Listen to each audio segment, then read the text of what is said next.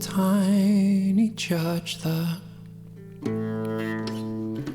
smallest church in Sussex, though once it was larger. How the real may rest there, down through the mist there, toward the Seven Sisters, toward those white cliffs there. I would often stay there in a tiny yard there. I've been so glad here, looking forward to the past here. But now you are alone. None of this matters at all.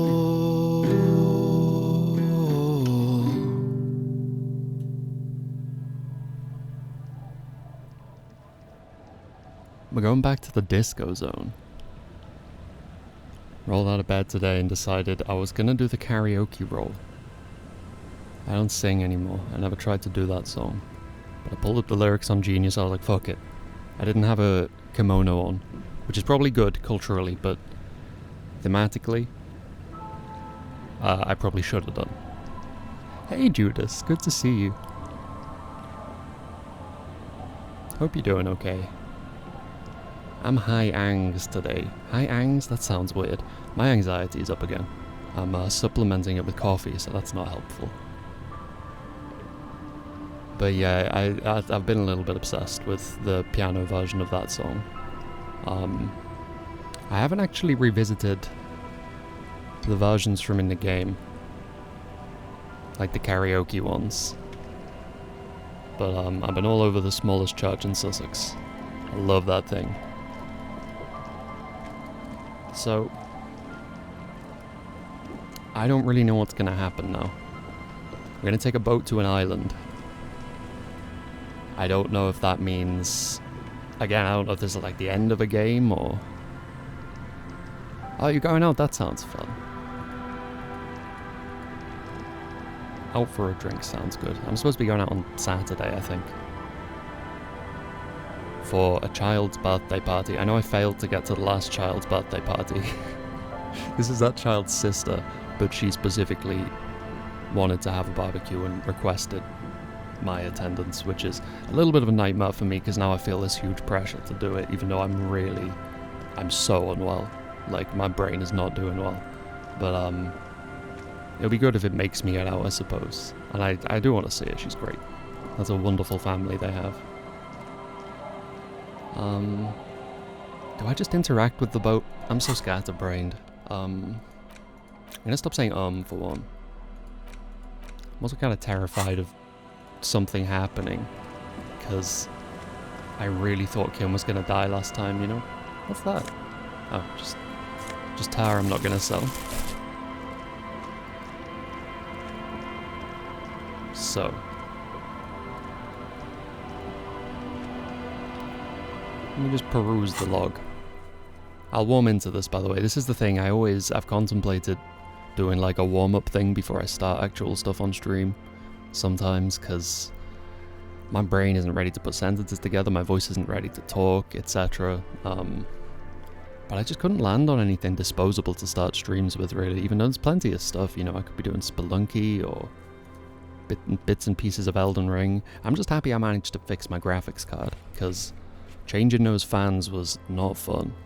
That was fiddly and nerve-wracking and shitty. This is not my strong suit. I'm amazed that it seems to have gone well, especially considering I couldn't put one of the screws back in the shroud because I couldn't reseat it properly. Because the way they do it in the factory, I guess everything's just perfectly machined into the right place, and I'm here trying to like bend wires and things. Kind of awkward. But my temperatures have been good. They've been better than they were, which makes sense because those old fans were years old, but... Alright. I mean, the more I talk about bullshit like fans to warm my voice up, the less I waste stuff in the game on an unwarmed voice, you know? Though I fear my brain may not warm at all. Just feeling like it might be one of those days. Also, yesterday I did a pretty normal Good Life stream. Ended stream, then realised it's only dang 24. The day of the flower. I could have done all kinds of shit posting. I mean, I still can. I can just decide any day is any day. It's the wonderful power of having a platform like this. It's basically 2004 right now. A skiff with a small steering engine in the back floats on the calm mirror of the sea. Its 2 seats are empty. Once you get in, that's it. One pull of the starter handle, and you're off into the bay. A strange trepidation comes over you. Are you sure you want to go now? I'm not sure, no. Stop umming. I'm gonna take a shot every time I say Can't actually do that. Actually, it's technically possible. But I'm never gonna do that. I'm gonna do something every time I say other than just chastising myself for saying Am I sure I want to go now? Shot of water's a good idea, actually. That is very good. Like, that's a positive way for me to respond to saying because I underdo that, especially when I have coffee like I do now, because I think coffee kind of has a counteractive effect to what water would. It's very self-destructive of me to bring coffee to stream. I think it kind of helps with some of my thought patterns sometimes, but more often it kind of just exacerbates my anxiety over the fact that I'm scatterbrained, rather than aligning any of those particular dots in that matrix. Have you made all the necessary preparations? Closed all your accounts? I'm not sure. Remember what the net picker said. It's a small tank. You won't be going back and forth on this. Oh shit, this is like... seeming like endgame. Again, for all I know, this could be like a brief epilogue or something. I'm happy not knowing. Like, I'd sooner not know. But at the same time, I can always pivot to something else if this ends up being incredibly brief. Provided it doesn't absolutely emotionally devastate me, which is something I hadn't accounted for, but now I'm actually looking at the screen and remembering that this game has already done so several times. It stands to reason that an ending would maybe do some of the same stuff. We'll see what happens. I don't think I'm ready yet. I mean, I am, I think. Huh. Where could the shot that killed the hanged man have come from, if not the roof? This'll take some checking out of locations, so you allege. But I've been everywhere. I've been to the motherfucking mountaintop. Hard motherfucker talk, seen him drop. If I ain't got a weapon, I'ma pick up a rock. If I ain't got a weapon, I'ma pick up a rock. And when I bust the ass, I'm gonna continue to peruse my journal. But it's not really telling me much. So Dolores Day was fond of figurines, huh? I mean, I tried giving figurines to her in church, and my brain was like, why can't I give her the figurines? To which my brain replied, because she's a window. So, like, I don't know. I don't seem very honorable. Maybe that's a good thing. I don't know what most of these stats actually equate to. Mechanically, at least. Hell of a superstar, though. Considerably more super than sorry. Find all armor pieces. Okay, this says a long while, which gives me the impression that maybe it's not too late for this one. I don't think there's anyone left to speak to. I think I did a decent job tying up some loose ends last time. I kind of want to go back to underneath the Feld building, just in case anything's changed. I wouldn't be surprised if it didn't let me in at all, but definitely want to take a look. I tried to get OpenMW, so like the engine ported version of Morrowind, working. I don't know why it won't. It refuses to behave. I try and do WASD and it just moves the camera around me, just orbits it. And anytime I click, it moves my character like I'm playing, I guess, this or something. I'm like, this isn't right, but all of my efforts to Google it have just been for naught. But I did the first, like, minute of... Oh, hello. This isn't just glass.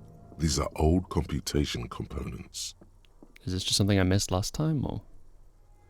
These are computer components? Yes, filament memories. From the time when wires were cast in glass. Slides with an inlaid nervous system. How did they do that, and why? The how was a closely guarded secret. Something that was locked in safes in human heads across the river where they were manufactured. As to why, your fingers don't know. Hey Kim, look. Old cybernetics. So it is. I think it is used to form a single system, slotted in the wall. I already feel a bit better now he's opened his mouth. What a voice. Everything he says. Even when he's disappointed. Not that he's disappointed right now. So this is all that remains of Feld R&D? The rest of the building seems to have been picked clean. Could this be part of the Feld playback experiment? These? No. These are old filament memories. I hope you're not expecting to find that device here. You will be disappointed. All you will find here is pain. Oh, I found pain here. Though I'm happy to report that in a parallel universe, Ruby did not die. She's still running around somewhere on my Nintendo Switch. So we at least have that.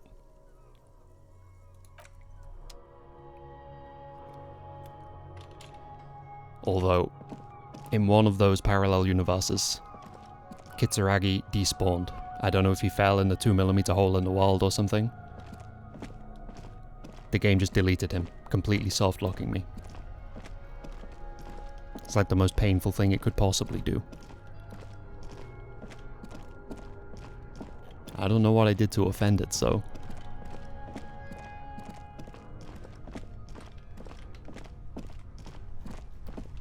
Delilah.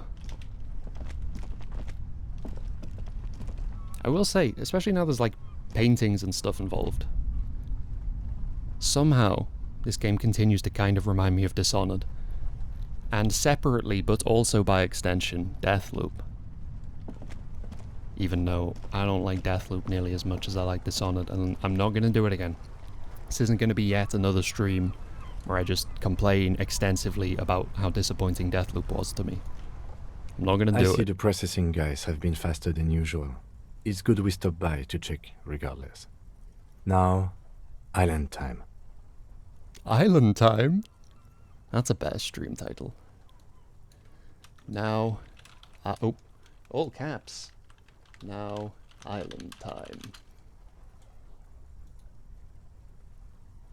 Thank you, Mr. Kitsuragi. Oh, sorry for phasing through you. Well, I don't think I missed anything here. I'm almost surprised there was new dialogue for it, though.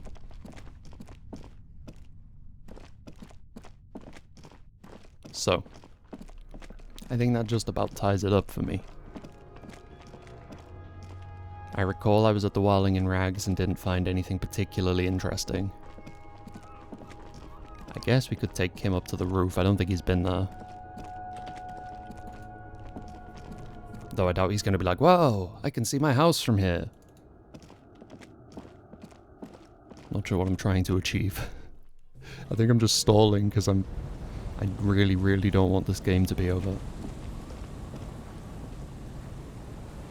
Well, here we are. Here's where I teleported to. Isn't it good? Looks like a Half-Life 2 deathmatch map. Wonderful. You know, you gotta show them the world sometimes. He might not realize it yet, but that could be a very inspiring moment for him down the line.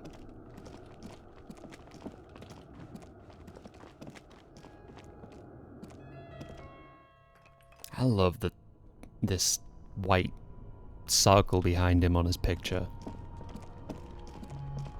Just reminds me of, like, him not dying now, basically. When he was framed in front of it, like it was a halo.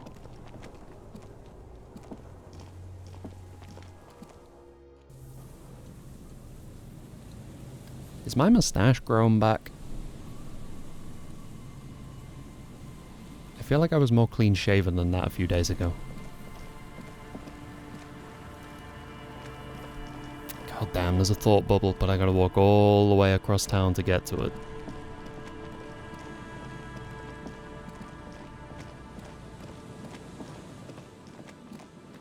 I think I prefer him, or at least prefer the picture of him without the bushy sideburns, you know? Or mutton chops or whatever they are. There's absolutely no way in through this door. Thanks, that was worth walking all the way up here for. Okay, I was here last time because I spoke to him and he had nothing to say. It's just like a line of dialogue and then end conversation. Yeah, I've been everywhere. The other benefit of stalling is it does kind of allow my brain to wake up a little bit.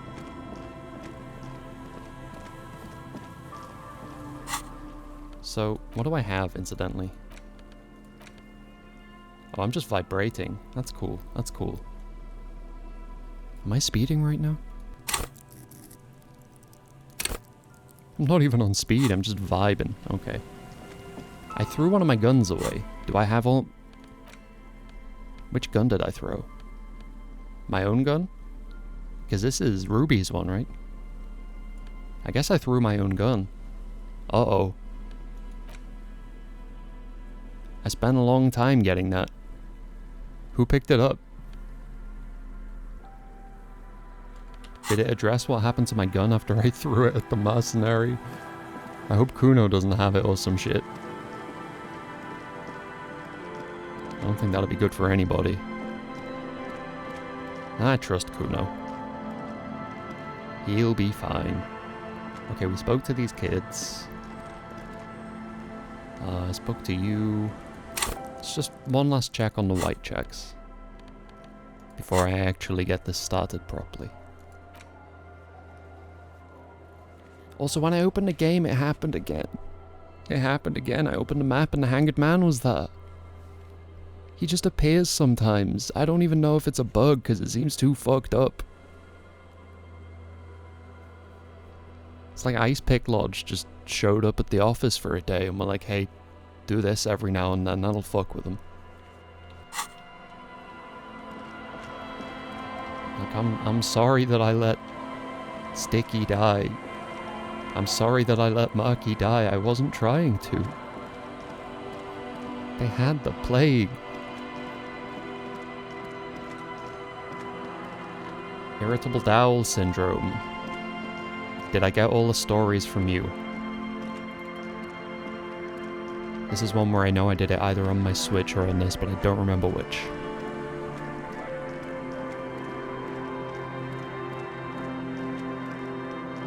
But that was on like day 3 or something. I just kept giving him alcohol and he just kept talking. And I kept working. I don't know. Man, you're like bleeding now. Reality's really messed you up. I mean, you look like you've cut your ear off. Sorry for being a buzzkill earlier. I'll supply the booze if you supply the stories. Wonderful. What about... what about this blue medicinal spirit?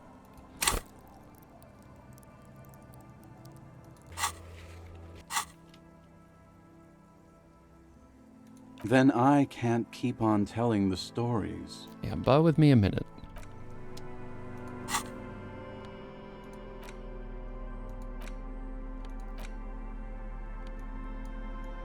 The liquid has an unearthly blue tint. The kind that might or might not, but definitely does glow in the dark. 98, so it's Everclear. I've still just got Everclear on me.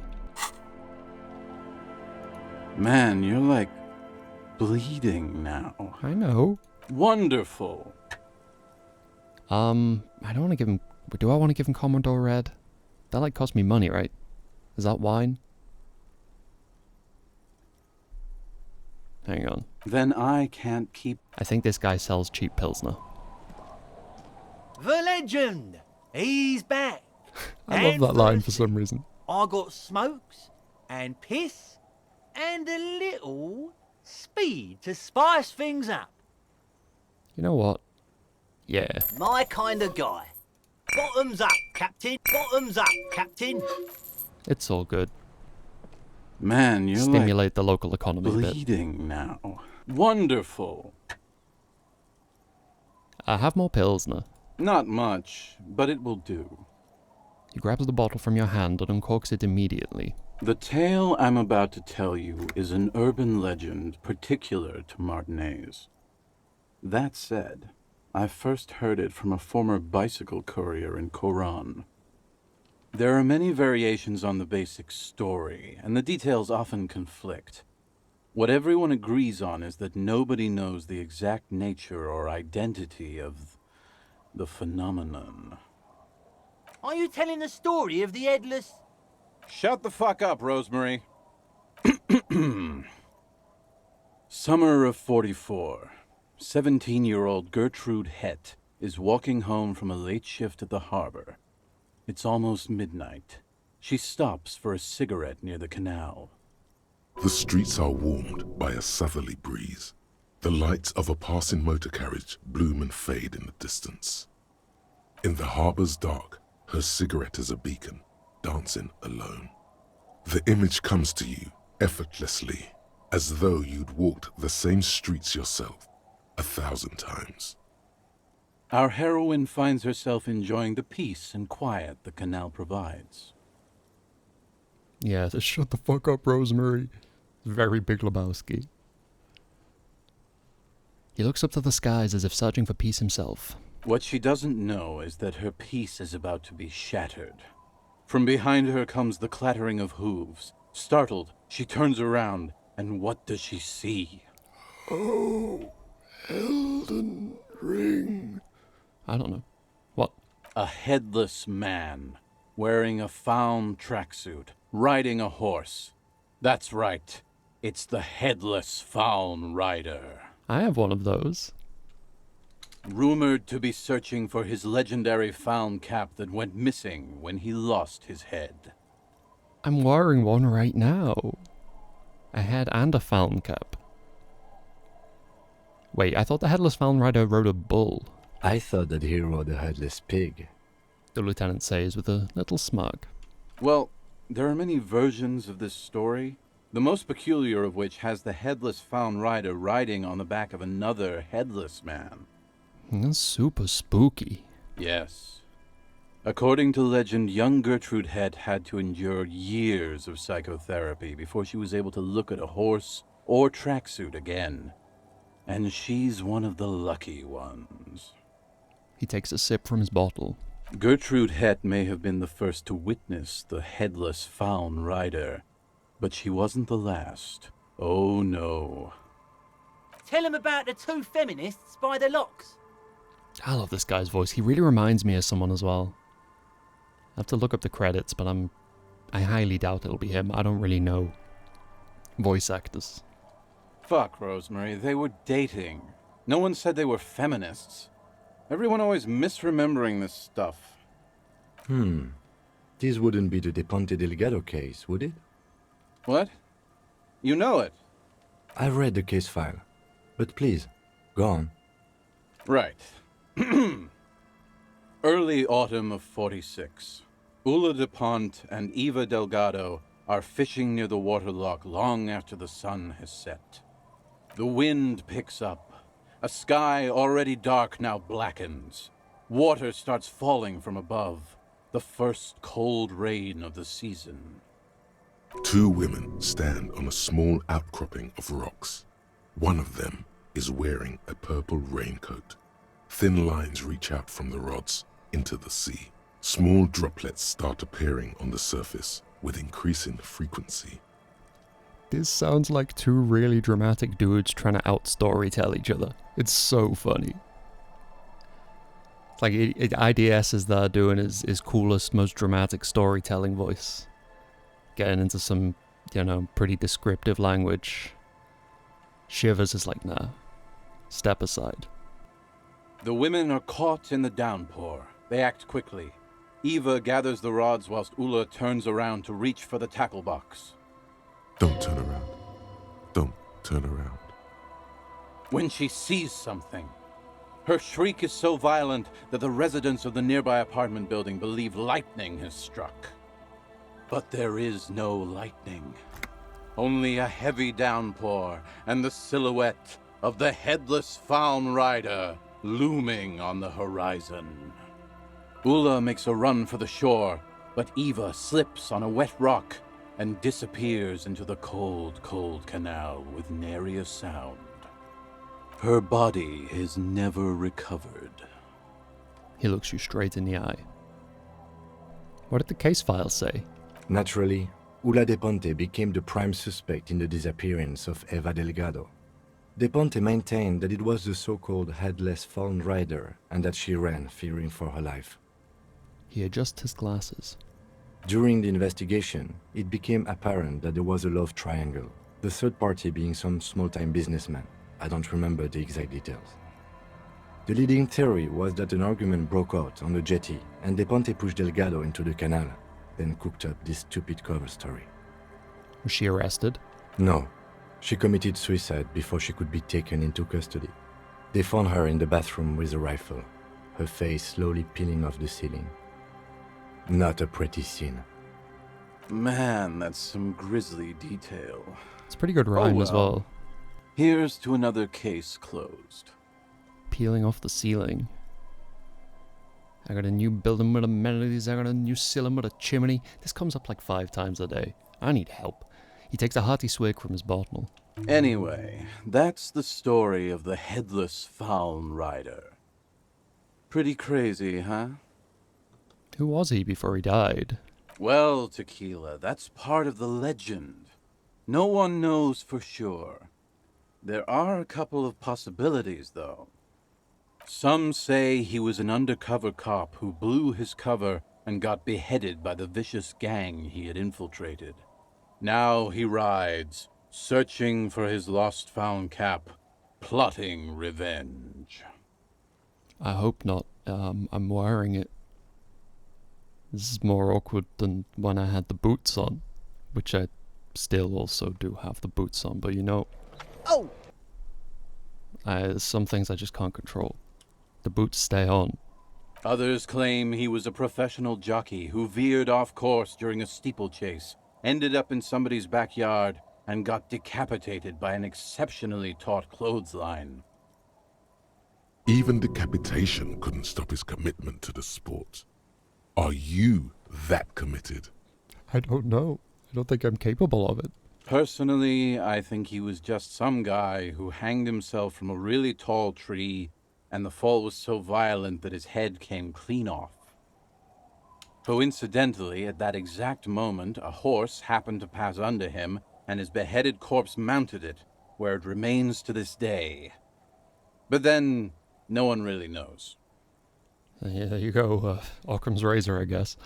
Can't help but notice there was a risk of the head coming off the corpse that we pulled off the tree ourselves, right? I mean, obviously this is the most direct, explicit of parallels and has been at every turn, but I'd forgotten about that particular detail. I presume you can actually end up ripping the guy's head off. And that's probably not great when it comes to things like Classier and the tribunal. For some reason, this does strike you as the most plausible theory of them all.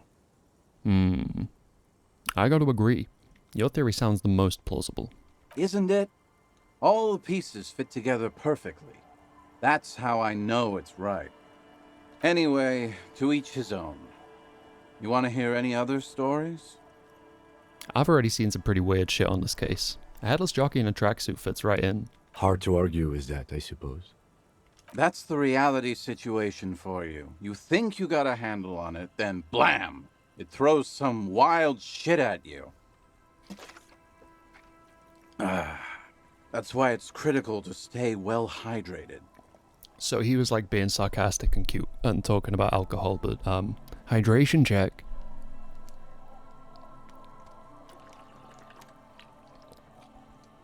It's nothing. I got an even crazier story. Yeah?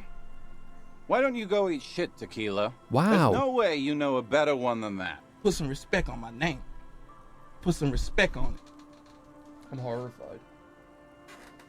I get that he thinks his story was cool, but that was really rude and that hurt me. But you are correct, nothing comes to mind. Damn right it doesn't. So why don't you just shut up and leave it to the master? Damn, I really pissed this guy off by suggesting that I might know a slightly more outlandish story than the one that he just told me.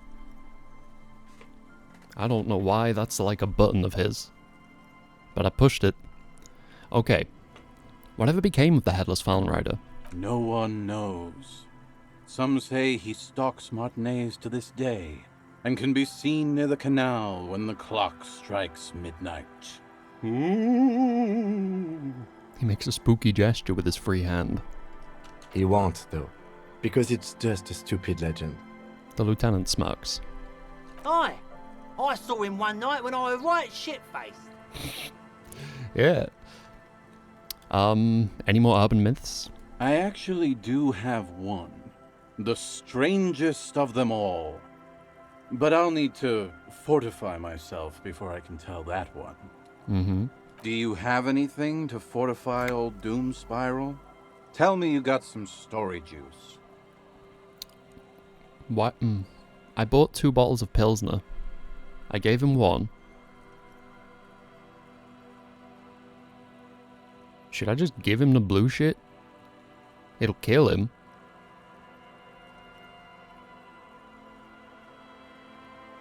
I mean, there was something with it. I'm trying to remember what it was. There was something fucky up with the blue juice. But the description of the item seems pretty dull. You're really bleeding me dry here. I'm gonna have to purchase another bottle of Pilsner, and I swear to God, if you won't take that one, I'm gonna be mad, and I'm gonna check my inventory and see, actually. See if it took both away from me. Because it's possible he's just bored of Pilsner. It's very hard to tell a story when one's mouth is dry. Believe me, man, I complain about this literally every day. I'm up against it. My medication does it, coffee does it, speaking does it. It's horrendous. Shake my head at thee.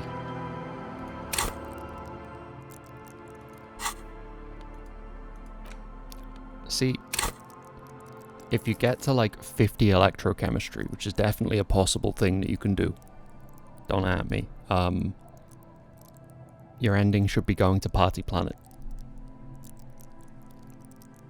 Wherever this boat goes, if you have 50 electrochemistry, it should just go up into the sky.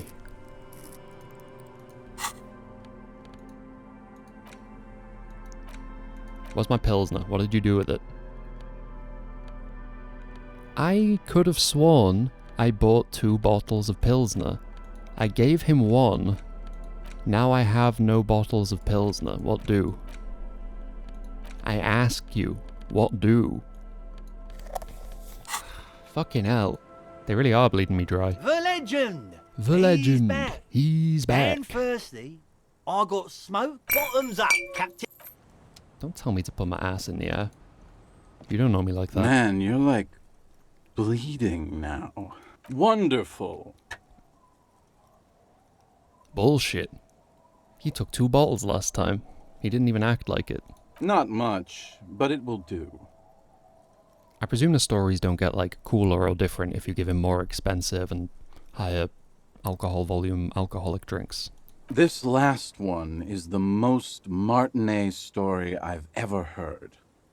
He takes an almost comically long swig. Thus fortified, he continues.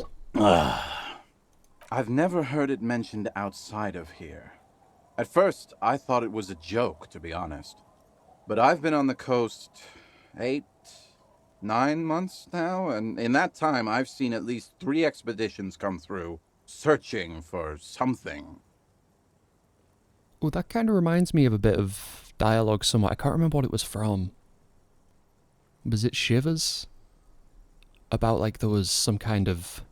It sounded like a submarine trawling the floor of the ocean looking for some fucked up thing. Sounded cool as hell. I haven't heard anything else about it. I'm starting to think I imagined it, but... Or at least aggressively misinterpreted what it was actually saying. But I want to know more about that.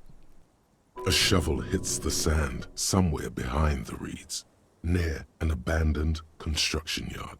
The young men look over their shoulders suspiciously.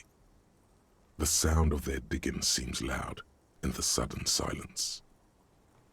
Cryptids? Magic animals?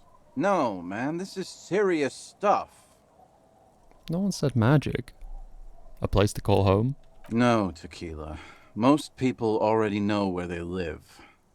It's guys like you and me that are the exceptions. Your lost keys? Hey, hey! Fuck you, Tequila. Wait. Okay, what kind of expeditions? All kinds. I've seen archaeologists, gangsters, even a bunch of ad agency types. I'm telling you, Tequila, this thing's got a pull on certain kinds of people. Wait, there's a tingling back here. The stirring of a faint sensation. Wait. What do you mean, certain kinds of people? You know, obsessive types. People with predilections. What exactly are we talking about here? Some of those expeditions come back after a week or so, looking haggard and dejected. Others don't return at all. The first time I saw one of these expeditions, I thought they were fucking with me. There was no way it could be true. It was just too high concept, even for me. There's no way. It can't be. Or can it? Can't be what? You know. I'm not even sure I should be telling you this story, to be perfectly honest. You're in a fragile state, and it might be too much for you to handle. I can handle it. Okay, fine, I'll tell you. But I'm warning you, it's pretty out there. Our story begins at a legendary design studio, right here in Martinez. There was this designer. His exact name is lost to history, but in life, he was a legend. Made it big in Aranya, where he did some real pioneering work on grotesque and sans serif typography. A fucking genius, man. That is, if he even existed. Who knows? It's an urban legend, after all. The Phantom Font Man? My god. I didn't think it was true. He existed, all right. You feel it deep within your basal ganglia. He was as real as you are. Electrochemistry can see my basal ganglia? What the fuck are you talking about? I'm talking about... Anyway, sometime later he started his own personal studio here in Martinez. And that's when he started working on some really wild stuff. I'm talking some glass-smooth, forward-looking design language, the kind of thing that would totally overthrow the old regime, design-wise. But then, something turned. You see, it's widely known that nose candy and pioneer graphic design work go hand in hand. Wait, nose candy? You know Tequila, nose candy, the white railroad, party powder. He taps the side of his nose twice. The kids on the streets also call it Snow Day. Sinus salt, the white knight. Can't see, for its popularity among the aristocratic class of the prior century. Oh.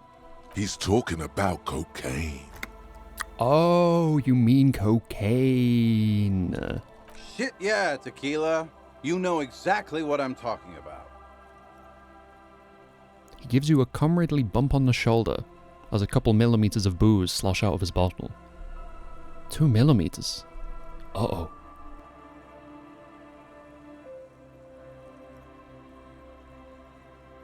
Maybe that's how the holes in the wall happen.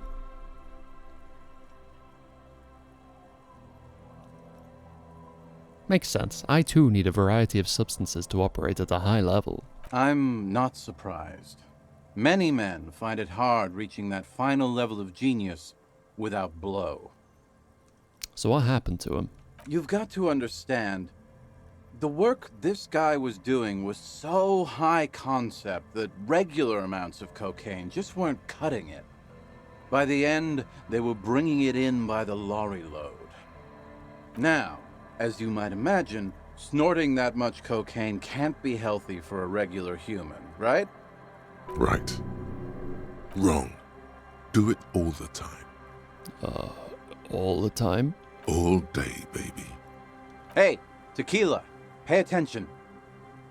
The story goes that one day he was balls deep in work on what he thought would be his pièce de résistance, an advert so minimal it contained neither text nor images, just pure white.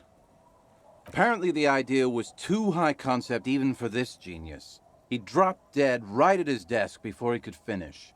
His last words are recorded to have been, "It's as white as a blizzard of cocaine." Okay. What a stupid fucking idea. But the story doesn't end there. Supposedly, when they performed the autopsy, the coroner discovered nearly 1/4 kilo of coke jammed into his nasal cavity. That's almost certainly anatomically impossible.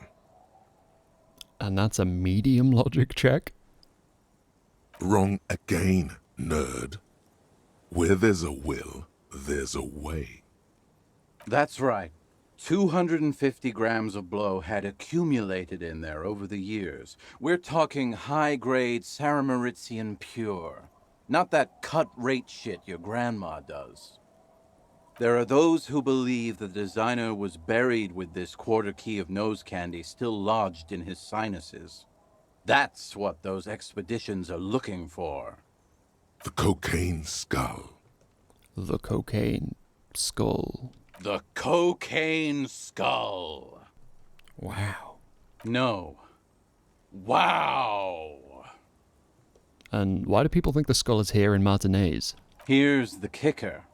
This designer, this lead designer of a world-famous design studio, was born in Martinez. A local boy, Martin Martinez.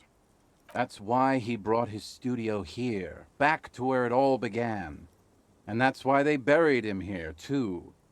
Perhaps right under Ab's pipe there. Or probably further down the coast, or in some yard in Martinez proper. A hidden mausoleum, no one knows exactly. No, my grandma always told me his grave lay somewhere on the islets on the bay. This is ludicrous and physically impossible. Sinuses can contain that amount of anything. Now, detective. Always the skeptic.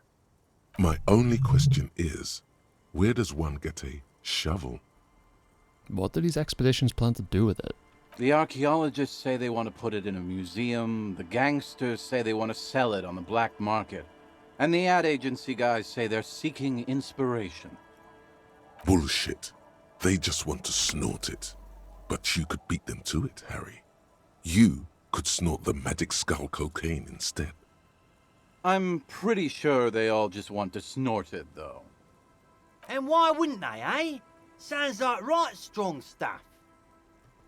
Okay, Rosemary, you said something about islets? Don't listen to him or his grandma. He's just making things up.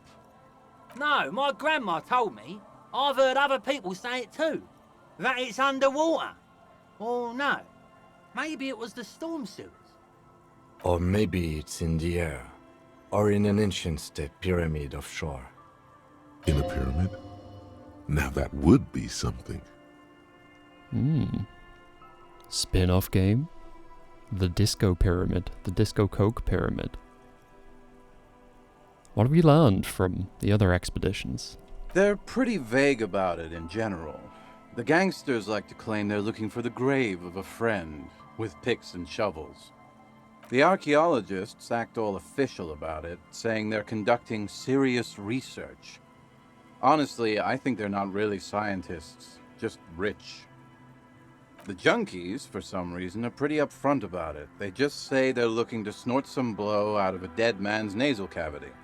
On some level, you gotta respect it. Honest men on an honest quest. You should join them. I don't know if that's the level on which I gotta respect it. We'll see. By now, I'd say I know about as much about it as anyone on the coast. Okay, I'm convinced. Let's go find it. Whoa, whoa, whoa. Hold on just a minute. Finding it right now is literally impossible. What? Why? For one, the way is blocked by that big lorry that says Delta Logistics Company on the side. Ah, You DLC. definitely have to search the area behind that lorry too. Yet, it is impassable. I'm on to you. I'm on to you. You should have known that I have to break all capitalized titles of things down to initialisms in my head. You can't slip this kind of shit past me. I see you, joke. And second, outfitting an expedition like that is expensive. It'd have to be a big production to do the cocaine skull justice. You need new gear, people who know what they're doing. Is it all actually kinds breaking the of fourth wall provisions. about like a spin-off or a sequel pertaining to this bit of the story? Because that kind of rocks. I was just fucking around, but It's just not feasible within the economic and temporal frame of our current setup. Matter of fact, unless a bunch of money just falls out of the sky, we might never know what's up with that skull. like I said, I did exhaust all these things on my Switch last night, albeit on like day 3 in the game. Day 4 I think actually I'm up to. But yeah, that completely passed me by last time. I don't think I had any awareness of the fourth wall breakiness going on. Seems pretty obvious to me now. That's pretty fucking great though. I love this game. I have to agree. We barely have what we need to solve the case we've got now. We can't afford to run around chasing after quasi-mythical pieces of drug paraphernalia. Besides, it would look extremely bad for the RCM to be caught up in something that has the word cocaine writ large on it.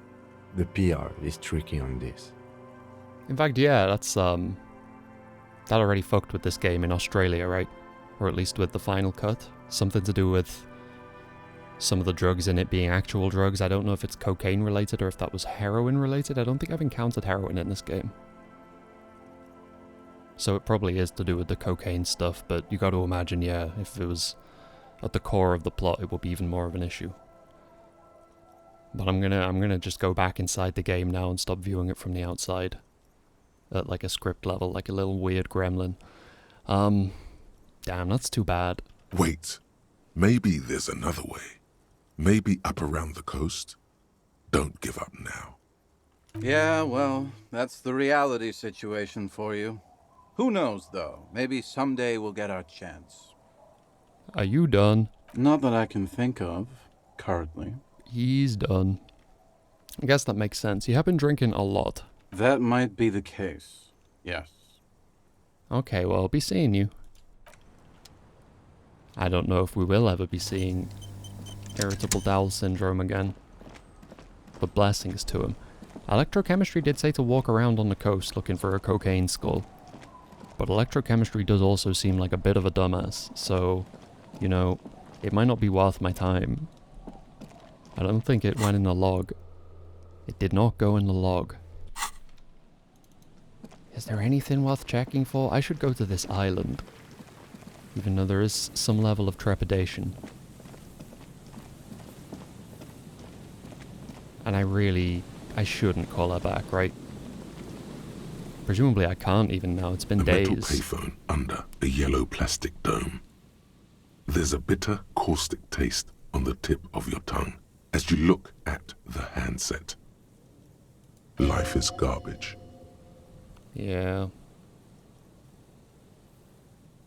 I mean, don't call Abigail. Maybe I should be listening to Don't Call Abigail right now. But again, there's been like a whole thing since I spoke to her. Right? I'm pretty sure I did this before the pigs, so...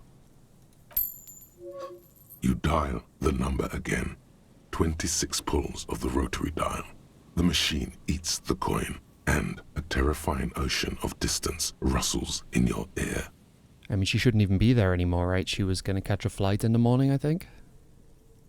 Or was she just going to work? She said she had to, like, be up so she could leave, but I don't know. It sounded like she was going a long way, but could just be me not knowing where the places are in relation to each other. In the middle of it, a familiar ring. Small, distorted. Calling. Calling. Calling. Calling. Calling. Calling. Calling. Calling. Calling. Harry, please. A sad voice answers, dressed in distortion. Underneath it, she is naked and warm under a blanket.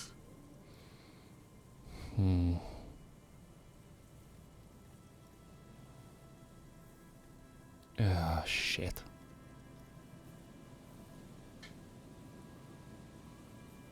You're warm. There's a sigh. I need to know who you are. Who are you? Please. I'm going to hang up now, okay? No, it's Phone not okay. hanging up. Don't do it. Disconnect tone. Fuck. Fuck it. You dial the number again, as you've done many times. Okay, it at least You has remember unique it well dialogue now. for it. 001 41 44 47 Wait a minute. 11 These are 17, Fibonacci numbers. 361 451 67 451 451. Calling. Calling. Calling. Maynard's gonna answer. Calling. Calling. Calling. And calling for who knows how long. But no one answers. You need to insert more money to call again. Before I punch the phone, did I forget Anti-Object Task Force?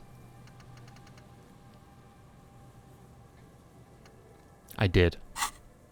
But I'm gonna do it anyway. Punch the phone. Yeah, that was loud. Punch it again. The pain is good. What pain? I'm in Mjolnir armor. The cold metal is hard and your knuckles bleed a little. How, Sway? I'm in military, like, metal robot gloves. What do you mean? That's enough now, officer. Alright, I don't want Kim to hate me. I'm just gonna leave. Took that far enough. That's enough stalling. Let's go boatward. Wait, no, the whole reason I came here was to walk along the coast because electrochemistry told me to, and I'm an idiot.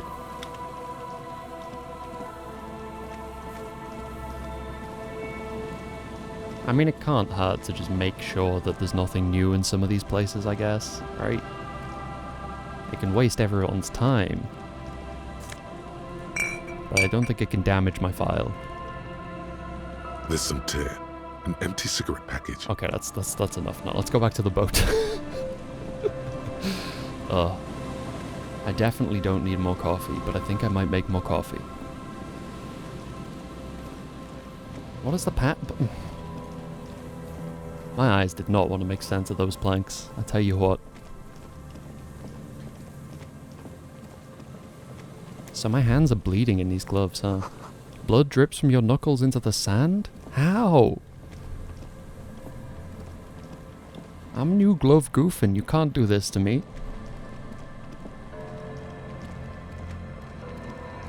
Don't you know who I am? I definitely spoke to everybody in the church.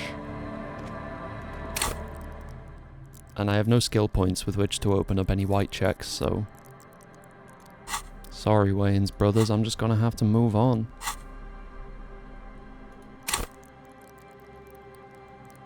Once again, forgetting how to access my map. Always hidden away. Just one tab deeper. Oh, I straight up wasted like a whole hour, huh? That's almost impressive. Well, we're back where we started the stream. Having accomplished nothing other than plying a homeless man with alcohol and being sworn at by him for the most part. I think we also disappointed Kim and we fucked our knuckles up. So, not the best day in Martinez. But not the worst. He's just looking out. Looking over the water. I like that, that's cool. Okay, well, I'm gonna be right back. I'm not gonna throw a screen up, because I don't need to, but I may put water wall on.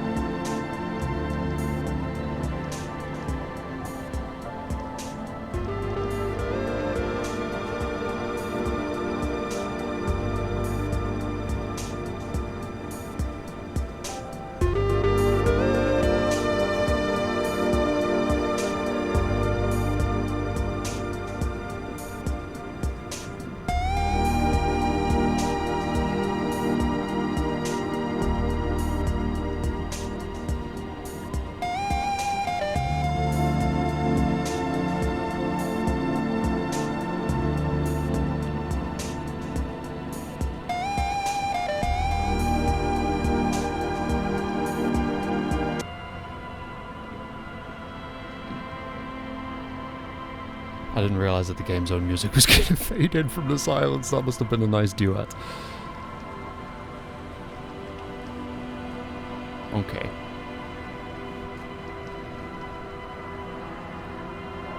How's my head? Okay, no complaints. Look at this. Well, we're almost done with alcoholism, maybe? Possibly? I presume not. I'm rather expecting that I'll fully fill this up and then my brain's just gonna be like, you terrible, stupid moron. You thought that you could stop being an alcoholic, but you're shit. And I'll be like, oh, yes, and then it'll be like the cap for endurance has been raised. I'll be like, thank you, that's wonderful. I shall not be taking advantage. Oh yeah, we got date of birth generator. 5 hours left on it, huh? 6 hours even. Your face looks like it's 58 and your body feels like it's 60. Your mind feels like it's lived for 1 day or 100. Both longer than they ought to be, the day and the century. But for how long then has this thing attached to your sentience walked the planet's crust? Time to start racking those brains of yours, Elder One. When and where were you born? And we got the Apocalypse Cop stalled at 84%. But we could swoosh that back in at any time. I do wonder how that's gonna work. I think it is one I want to at least hear the solution to. Do I have a stat attached to that? Always the last thing I click on. Yeah, Apocalypse. That word didn't want to happen. Apocalypse Cop 4. Yeah, that's not very good. That's not very good at all. I'm only a third as apocalyptic as I am super starry. Starrier Dubois. Starrier than thou. Words and things. Okay, so I am still slightly stalling because I'm waiting for the machine to make my coffee. But once I have it back here, I'm going to get on this boat. Make no mistake. Maybe I should redress. Are there going to be checks for successfully piloting the boat? What the fuck is... What is with this, though? I remember something to do with this. But I don't remember what it was. It doesn't fetch me a lot of money. So I feel like it can't just be some of the general world building stuff. Did I buy this from Rosemary? I feel like I did. But I'm sure there was something up with it. I'm actually surprised that I'm not seeing something more specific in the description for it.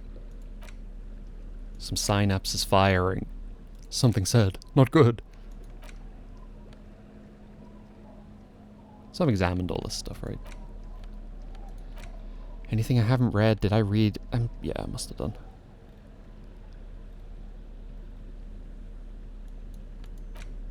And we played Suzerainty. Kitsuragi won.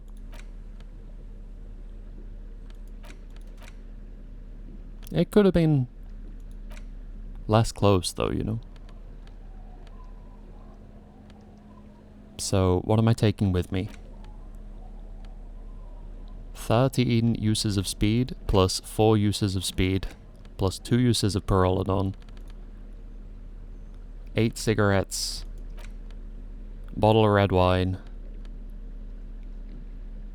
with 3 uses. Okay. I mean, that's everything we could need. Though I probably shouldn't be drinking if I'm also entertaining the thought of quitting, right? I'm almost done with the thought of quitting. Guess we'll see how it pans out. -2 physical instrument, insomnia. Yeah. Yeah. Okay. I'm gonna go grab this coffee. I'll be right back.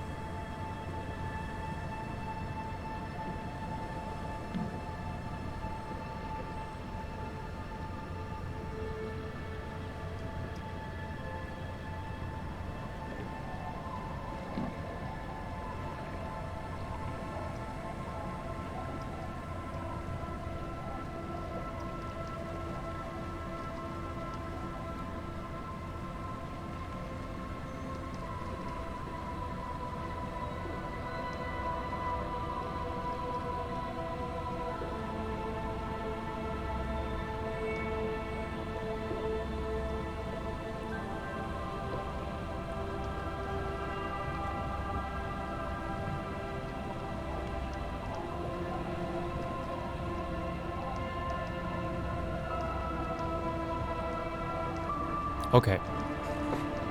Extensive stalling is done. I got my coffee.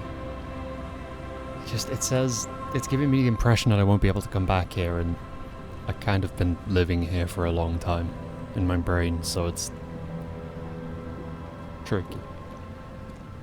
The skiff floats on the calm mirror of the sea. Its 2 seats are empty. Once you get in, that's it.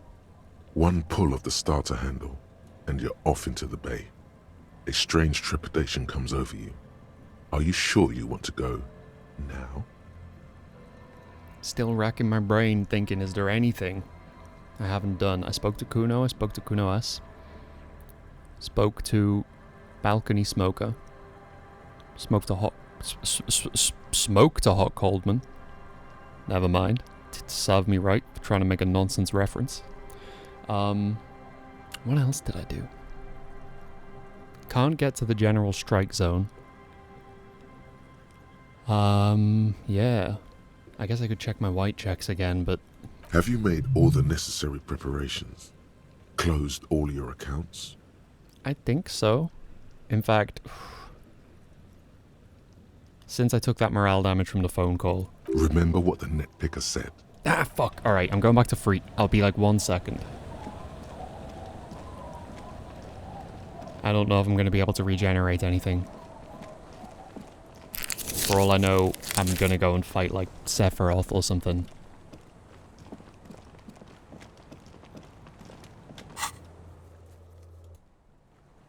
And I just don't have all that much volition. Without my armor, it'd be nothing. Am I wearing it right now?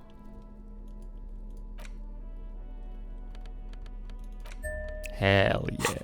Now I am. What if it doesn't do this music again?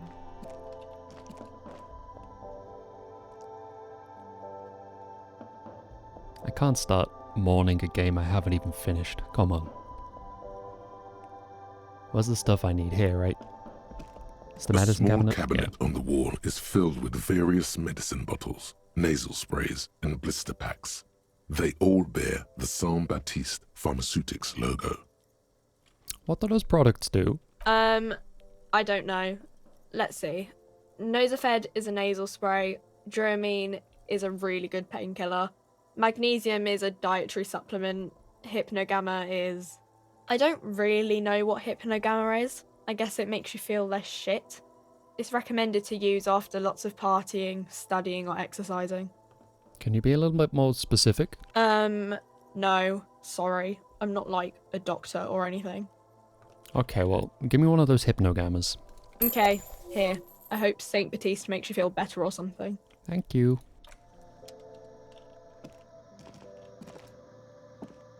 Here we the go. tear machine stands in the corner. Your bottles clung into the 20 machine, pence. and the Lovely stuff. That's gonna be the difference maker. I know Tommy well, he doesn't hate me now. He's way too existentially cool to hate me. But he thinks he's a bad person now, and that's just how things are, and that makes me very sad.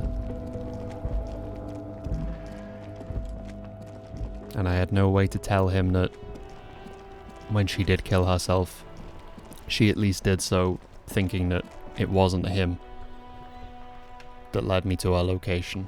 But to some extent it was. I did force him to reveal some stuff he was not willing to divulge. And it felt terrible, and he's made me feel even worse about it since, which, fair enough, he has every right to. I was in a tough spot. I really, really needed the help.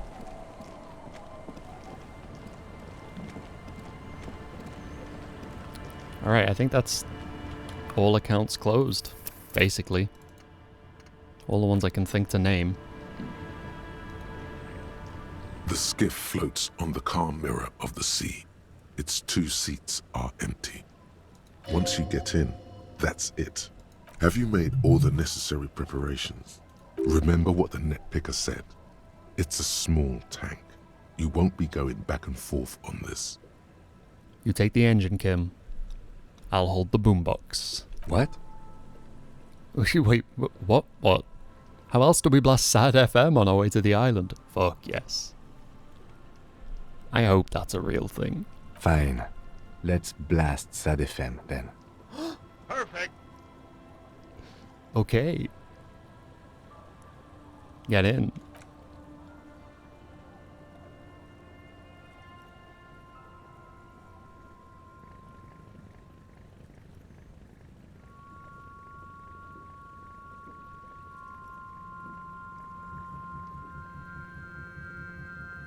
Want to be free.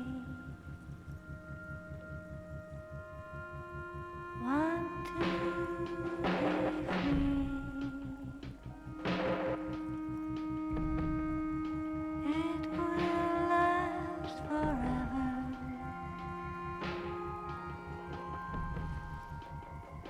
Eternally.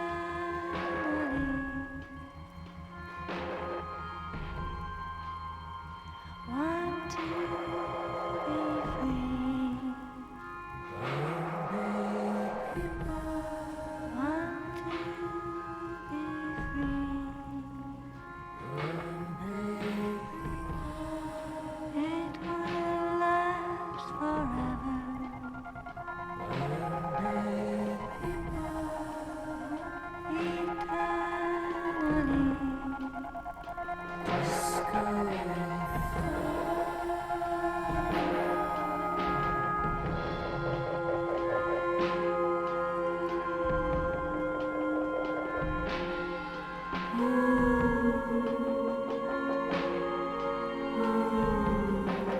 Want to be free. Want to be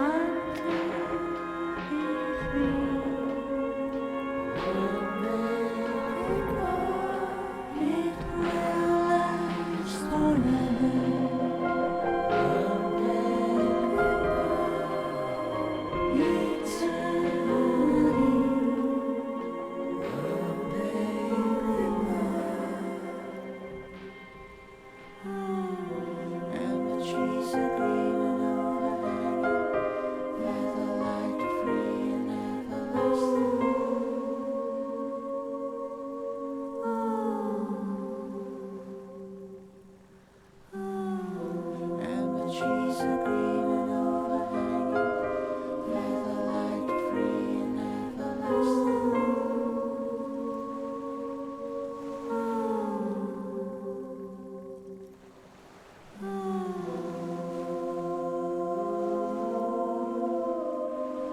Want to be free.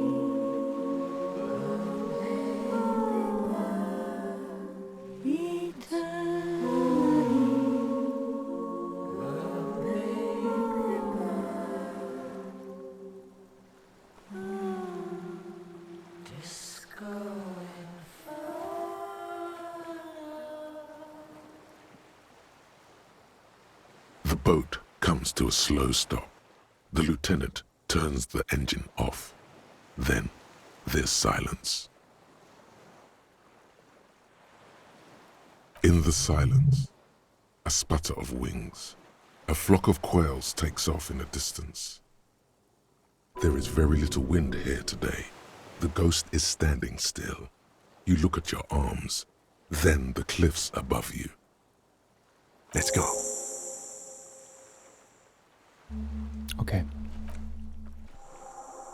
Well, that was basically fucking perfect, huh?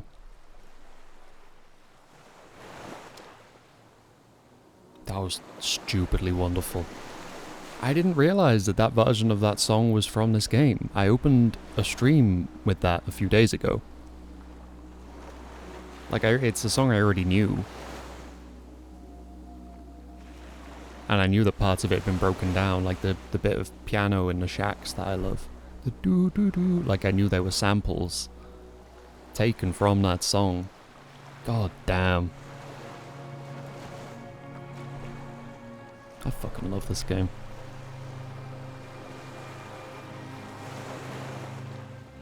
So we got a big old chain.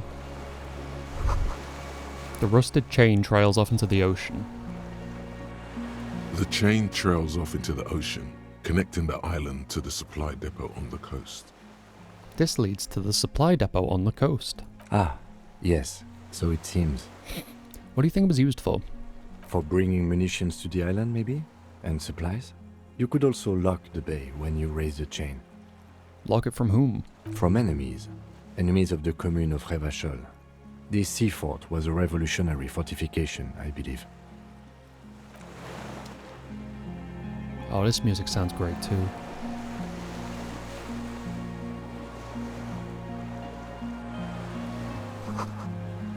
A makeshift bridge. The bombs were powerful enough to break the foundation.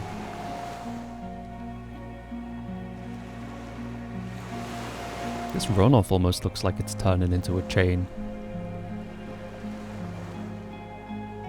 Freaky.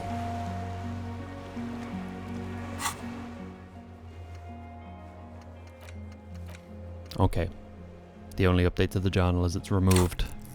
Going to the island. And we've got a skill point now, which is nice. Keep hold of it. Let's not spend it all in one place. Not that we have any choice.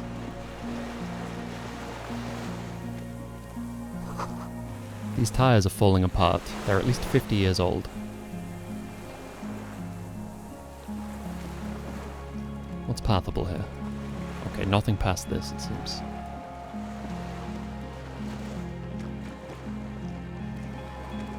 So,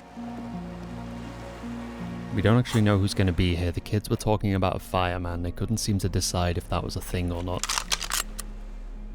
One of them said he lived here, one of them said he didn't. I feel as though that's indicative of both being true. Seem to be some creepy quantum twins, you know. It's raining, I think.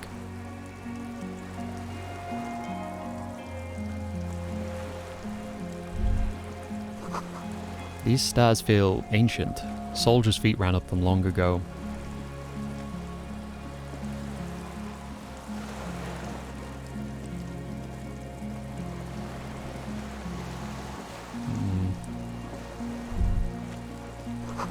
There's a lingering trace of mazout in the air.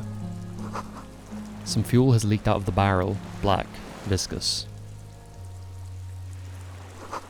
Attention, inflammable. What a country. Okay. Oh, it's beautiful here too.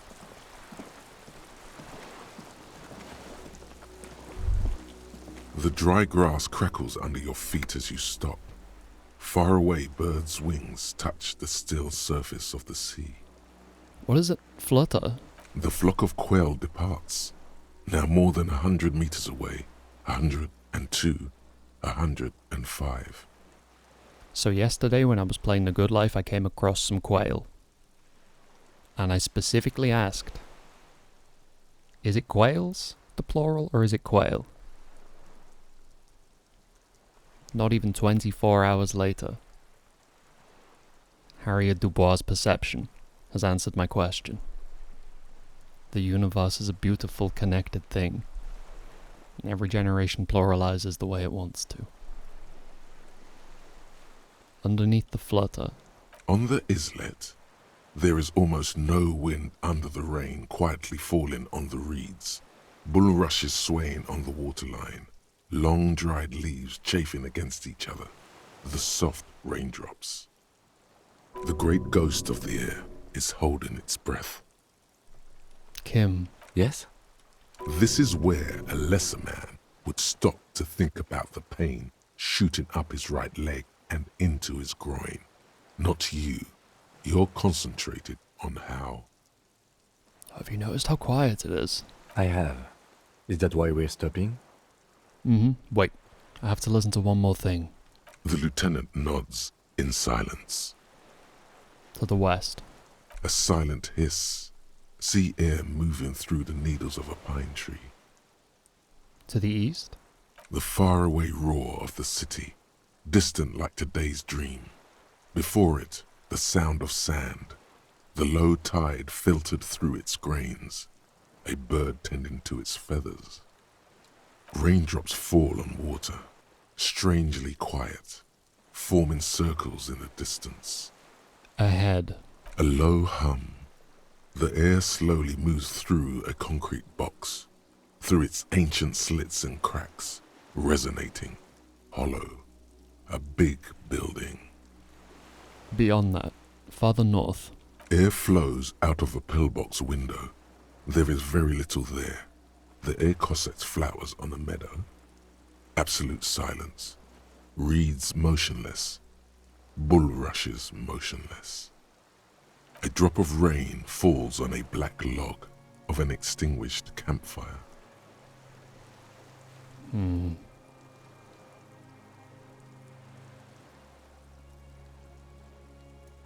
Below the silence. A jitter. A sound impatient to happen, but not yet in this world. You hear some kind of limb fidget, producing an imperceptible tick. No, it's just your imagination. You can't hear such things. I don't know about that. I think of all the parts of my brain that have noticeably steered me wrong. I don't think Perception has. And I don't think Inland Empire has. Not that I have much access to Inland Empire. It's only at 4.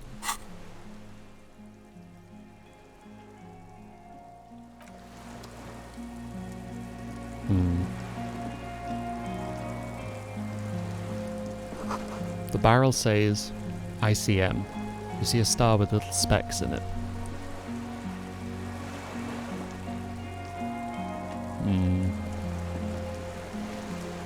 So that's like the pre-RCM, right? No way to get up there. The stars are gone.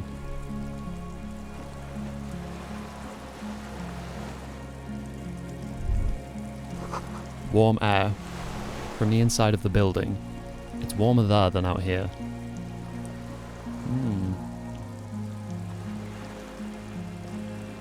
Is it electrically powered? Okay, stop, I can't see what's happening, stop. I don't want to die.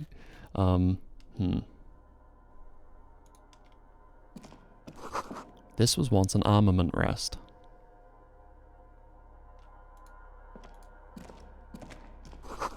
Careful, these stairs have collapsed.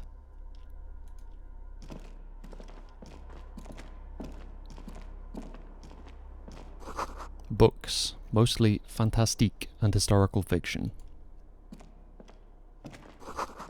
Dishes stained with sauce and fire, a survivor's kitchen. You see candles planted on a broken rangefinder.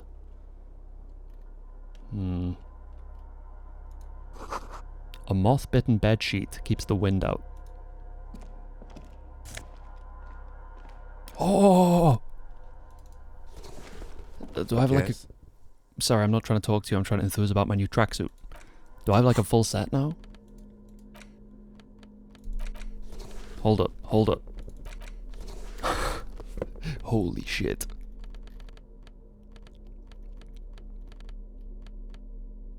Ah, but I didn't buy the sneakers. Shit. I could have been so cool. I could have been a very cool officer. Oh well. Can't have everything. Just have to go back to my unbelievably powerful armor. Lovely stuff. This Valn training shirt has seen one wash too many.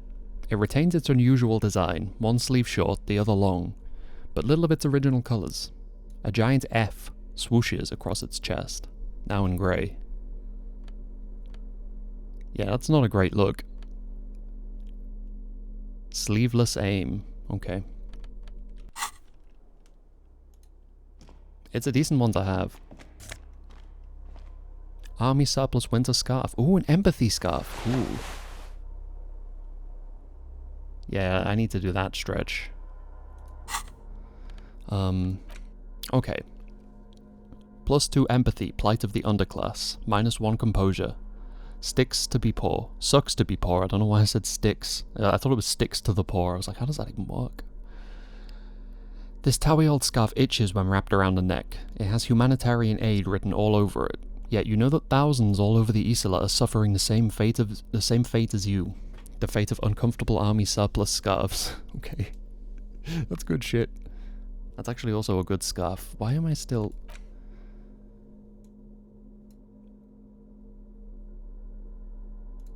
I swear to God, if I just wear this stupid tie for the entire game for no reason, I'm gonna be mad. Just because it says don't take it off. It doesn't even do anything. Maybe if I had like higher Inland Empire, it'd do more? I don't really know. I don't need the bonuses anyway. I'm fine. Books and magazines lie scattered on the floor and on a makeshift cupboard. They are not particularly well organized. Let me sift through them. Most are soft covers, serialized fantastique and detective stories from the 20s and 30s. This disparate digest includes the classic Animal Adventures. Nice. Animal Adventures in a disparate digest. You love to see it. Among what is mostly commercial fiction and serialized stories, you find a magazine cathodique for electrical engineering. Then it's back to pulp. Light erotica, an international thriller about circuit benders. Someone's made themselves a home. You're really gonna make me put on my Saramaritan lounge jacket, huh? +2 enraged by commies. Am I? Because I hate myself? I don't understand. Which thought is that? I mean, I am a communist with rigorous self-critique, so I suppose to some extent I enrage myself.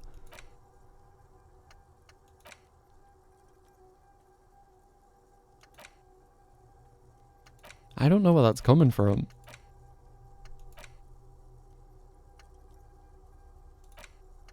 Oh well.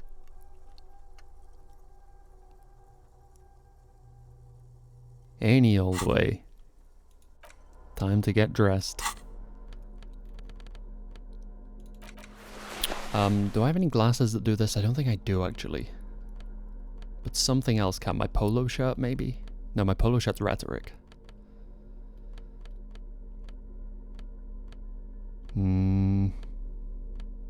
Back to the old Jamrock. This isn't even a Jamrock shuffle. The Jamrock shuffle's when you gotta repeatedly equip and unequip the drugs you want to take so that they actually appear on the UI. It's a hard job. But someone has to do it.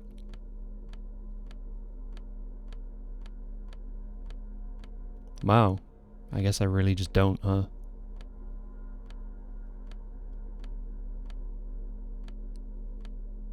There it is. It's my satin one. God, that's annoying. It's like one of the last damn things I check. I checked the top row and then checked everything from the bottom. It's in the middle of the second one. Fuck. Any penalties? Any penalties? No, no penalties. I got health for days. We could do a cigarette, I guess.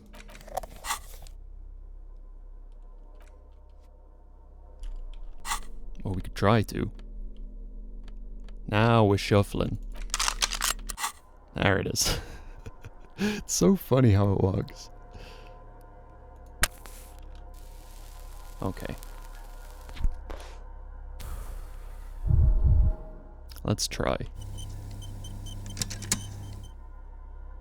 Soft covers, serialized fantastique and detective stories. Animal Adventures. It might actually be... So what's it checking? Soft covers, serialized... Does anything stand out? It might be one that I will have a better chance of once I've looked at other things. Also, since the encounter with Ruby, and since it ended so poorly especially, I am terrified of running. This great blast storm must weigh over 10 tons. Rust peels off it. Money. Magnesium. Magnesium. I guess I maybe didn't need to go back to Fleet Hut. Oh well. Twin cannons were attached here. Medium distance. Large caliber. Okay.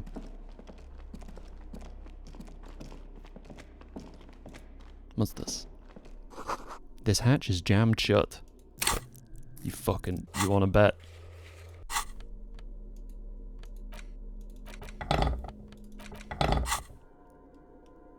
This hatch is jammed shut, everybody. I'm sorry. Ooh. Medicine hidden in a stair. Can I get that thought bubble back? No? Maybe? Water rushes below. Far down below.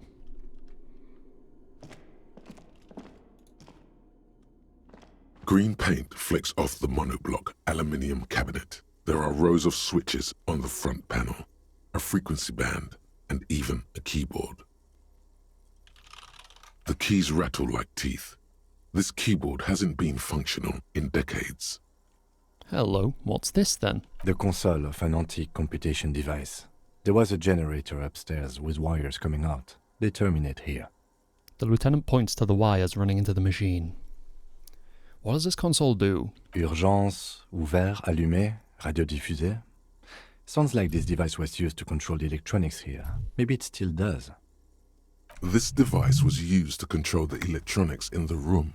It could open doors, control lights, function as a radio computer. You know I gotta slide that dial, though. The dial slides under the glass, silently. You make out defunct stations on the UKV frequency. The words, Feld Insula, are written on the band. Insular. This is an off-air radio computer, I believe, used for military communications. Okay. I mean, it's clearly not powered until I touch whatever the thing is, or he wouldn't have been like, hey, it's connected to the thing over there.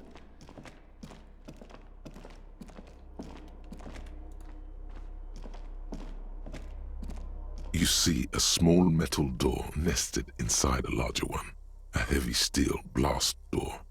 There is a conventional keyhole above the handle. It's very small. What's on the other side? Another part of the island, probably. The lock looks like it could still be usable. How do we open it? Maybe this is one of the doors we don't open? He looks at the door, then at its bigger brother, then at the lock. He's right. It would be better to open its big brother. A powerful engine hangs under the ceiling. It must control the blast door. I find us not opening it highly unlikely. Alright, I retract my statement. It was naive. Let's look around and get it open. Damn right. Like, look, the stuff on the other side. You can't hide that from me. I have a tab key.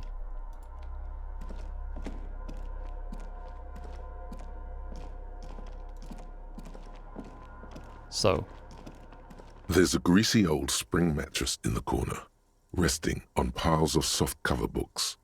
White linen and a pillow are visible under a worn-out caracal blanket. Someone has been squatting here. The linen is fresh, recently washed. how recently? You force the rest of the sentence out through pain, thick as molasses, no longer able to hear yourself speak. You know, officer, you can rest here if you are feeling tired. I will keep watch. You could use some rest for what's ahead. Okay, 4 p.m. Just an hour. Will it just be an hour? I'll think about it. Yes, anytime. If you need a rest later, it's okay by me. Well, I don't need your permission. You don't have to be a hero. But in reality, his permission means an awful lot. Even if I don't need it.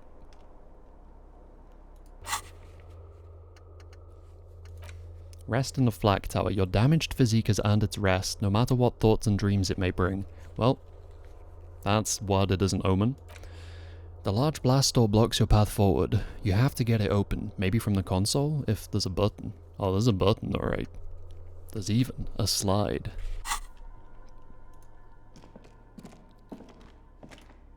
We'll get there, we'll get there. An old cylindrical generator is nested above the ammo lift, with makeshift electrical wiring running out of its side and across the floor. The cables disappear into the wall, to your right. The lieutenant puts his hand on the metal barrel, checking for warmth. It's cold now, but someone has been maintaining it. The wiring has been repaired. Wait, haven't you heard this before? Uh-huh. Where do the wires lead? Downstairs into the console, then from there into the room's electronics. A hollow ring. The canister is empty. Dust falls from the generator and down into the ammo lift. What kind of generator is this? Liquid carbon. I would imagine it takes mazout. He points to the open fuel cap on the side of the dynamo. The kind that's favored by vagrants and fuel thieves. It's been a long winter. The lieutenant pauses. Something seems to be pecking at the edge of his concentration. He gives you a sideways look before adding, Long and cold. Oh shit. He finally said it. We heard him say this from like a different dimension. When we were fiddling with the monument by the lorries, we were trying to hook it up so that we could contact the warship Archer, I think. And he was coming through entropronetically over the static or whatever. And he was talking about the long and cold winter. Okay, so that's some time dilation shit or something. That's very much in line with what's been going on, but that's chilling to hear him actually just say it. Kind of puts a bit of an emphasis on what we're doing right now. Huh. What does it mean, a generator here? I don't know. I'm not a philosopher. that is his idea of a joke.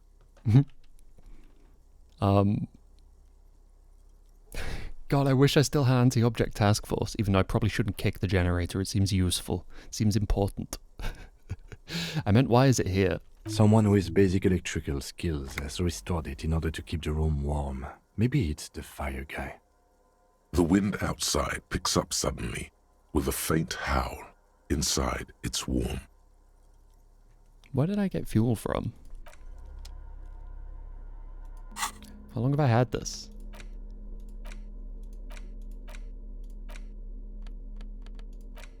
A dented stainless steel canister for transporting and storing heavy fuel oil.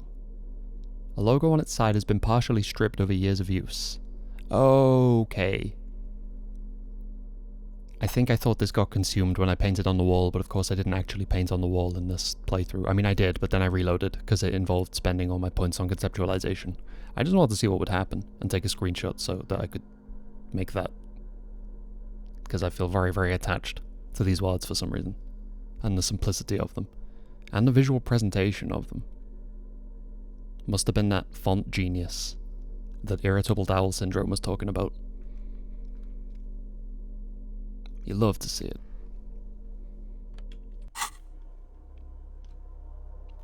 Did I miss something else? Again, I'm terrified of moving faster.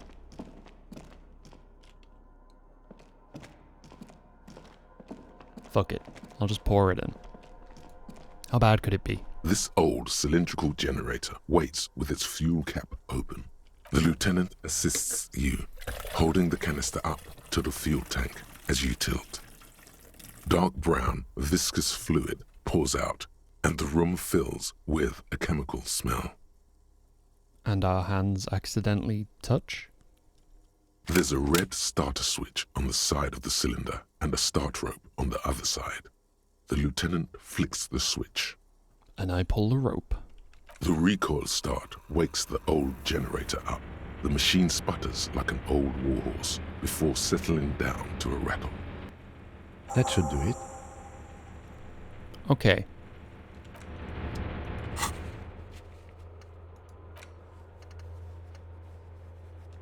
Find fuel for the generator. There could be fuel on the island. What the? Oh well. I guess keep your eyes peeled for fuel, people. Alright. Let's try this again. Oh wait, no, not yet. Do the buttons first. You just walk slowly down there. I've probably already run by accident, right? Even if just for like a split second. I can't live my life like this just because that one woman shot herself in the head. Like, this is too slow. A dim golden glow animates the console. Faint, like a ghost light. Urgence ouvert reads one dial key. Allumer reads another. It's on. Turn emergency open. Automatic boot. Could this be the blast door? I think, yes. Let's see. That one. The emergency open. Push light interior. The lighting in the room turns on with a sizzle. A dim ambient orange. Oh. Well, I guess we don't need to walk around anymore. If there was someone to know that we're coming, I'm pretty sure illuminating the entire facility probably just tipped them off. So we just gotta hope there's nobody here. Open. The blast door opens with a series of clicks. A shaft of light appears, then widens as the light shines in. Okay, so that goes to outdoors, huh? There it goes. Powerful.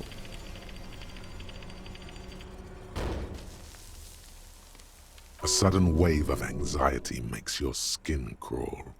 Mm-hmm. After you. What's there? I don't know. A thin wisp of smoke rises from a charred black fire pit. The wind picks up, then dies down again. I'm scared. Don't be. I have a gun. He takes out his sidearm, checks the barrel, then holsters it again. I also have a gun. I know. It was not easy to acquire. Unfortunately, it's not my gun, which is very awkward.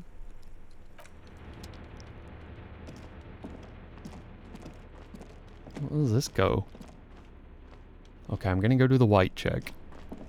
I don't want to accidentally progress something and then not be able to access stuff.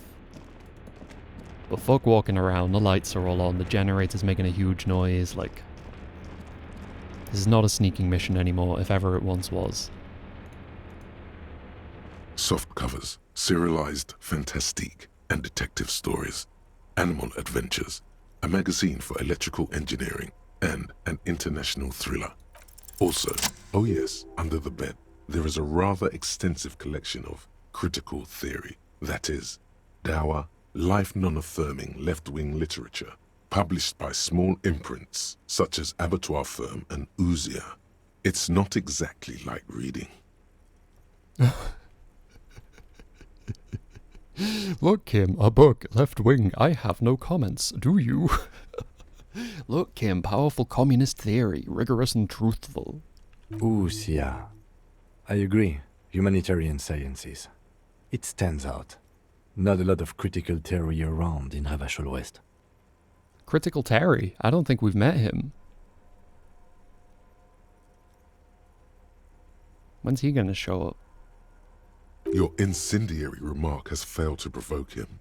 He could hear me do the Critical Terry thing? No! Wasn't there some in the communist student's room? A student in the apartment building seemed to have some as well. Well, yes. That one student did. The little books seem inconsequential next to the big pile of frivolous entertainment covering them. Critical theory books. What do you think this means? Again, I am not a philosopher, but whoever has lived here, they have some education and a certain set of interests. Interesting. That's it? Soft covers, serialized fantastique. Okay.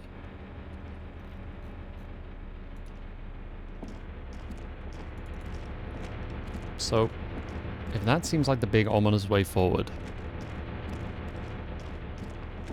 I don't want to go, like, sleep and then wake up dead or something, you know? Or be like, you weren't fast enough and now everyone in Rivershaw will die. Oh shit. I'm always doing this. Getting everyone killed by falling asleep. A firing slit. You cannot see inside.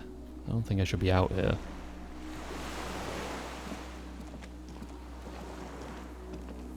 Yeah, this is like a whole thing. It must have been a direct hit to take out such a chunk. Hey, get back inside, this is scary, get away from me. I don't trust like that. I'm gonna go lie down. I think. Is this an instance? Or is it just well lit? Okay, let's not do that.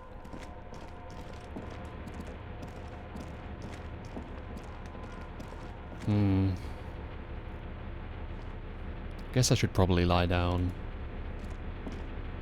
The greasy old spring mattress lies in the corner. The offer still stands. Take it. You don't look so good. I mean, neither do you. You're literally inside me.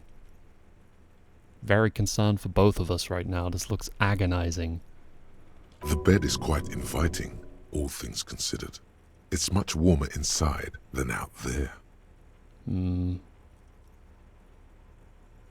Okay, I'm gonna be right back in case this is a dream sequence, because I think every other time I've slept it has been. And that's some of my favorite bits. And I do need to be right back. Here with the water world again, because I don't think there's been music in here, right? Sorry if that's just passed me by and you end up with another cheeky duet.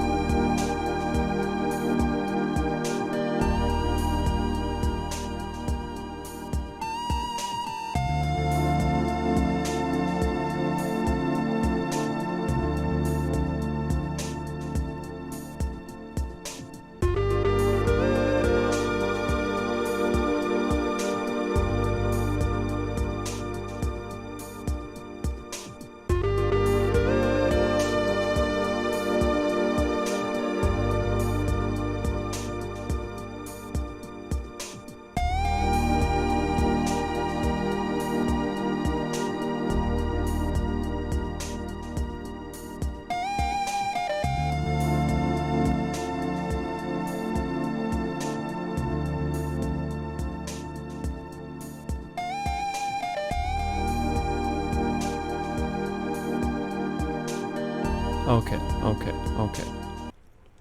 Right.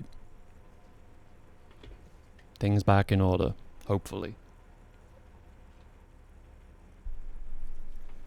Slight mental recalibration has also perhaps happened. We'll see. I guess I should save faster. Oh, look at us, we're inseparable. Literally, send help.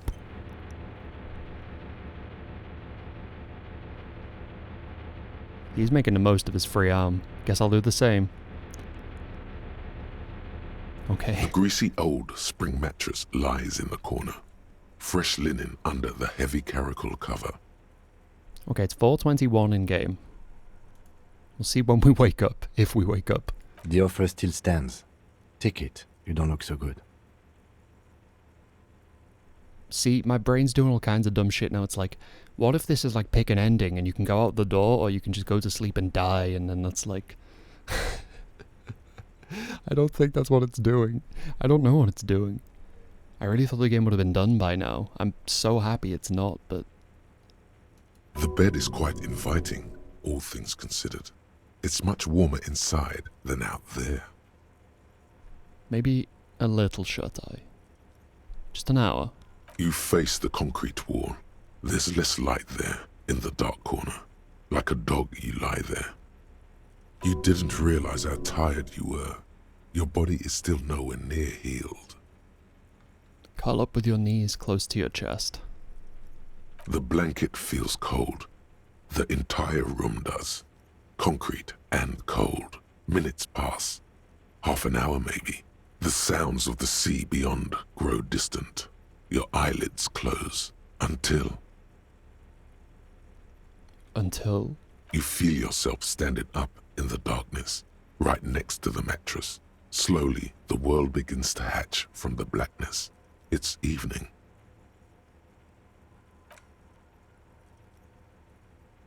Sleep. Shouldn't be evening. Should be like 5:20. I guess 5:20 is evening. No, it's afternoon.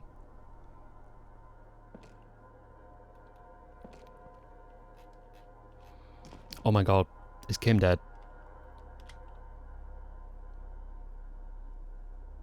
Where is he? Like, if the game has done something to Kim because I went to sleep, I will be... The lieutenant is no longer here. Go outside to the beach. Okay.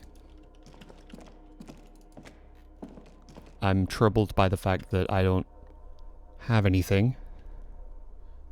Door's closed again. The door is back like you never opened it. Okay. I rather suspect I may be dreaming. Either that or something horrible is about to happen.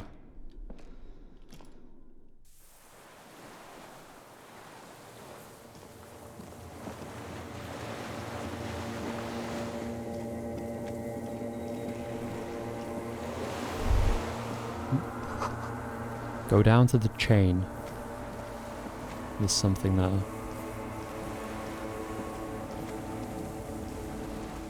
What was the chain?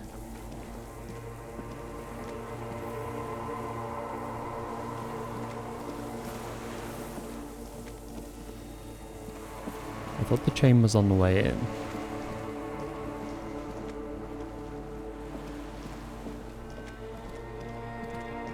Ah, this music's good.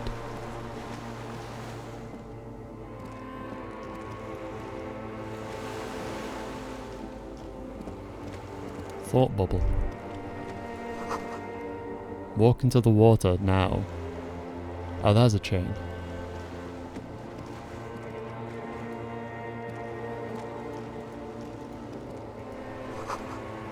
You see her footprints on the water.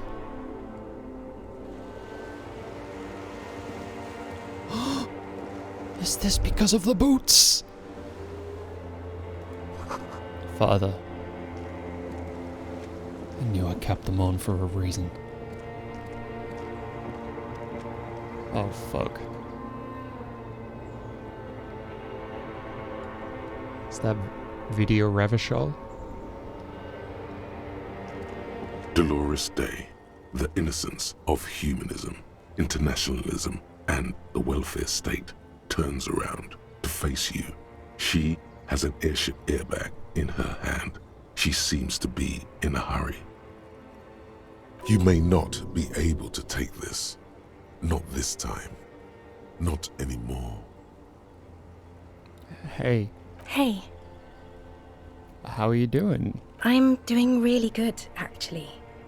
Both professionally and romantically. I've come to a fulfilling and peaceful period in my life. Well, how are you doing, Harry? I'm dying. In a ruined black tower. Blood is dripping down my chest. God, Harry. She shakes her head, her eyebrows knitting together with worry. You have to take care of yourself. You're not a young man anymore. If you keep going like this, you'll... Desperation is gearing up. This is everything I always warned you about. Does seem to be, yeah. It's come up. It is Video Revachol. There's light shining through the window onto some papers. I don't think it's illuminating them specifically. I just want to take this in for a second.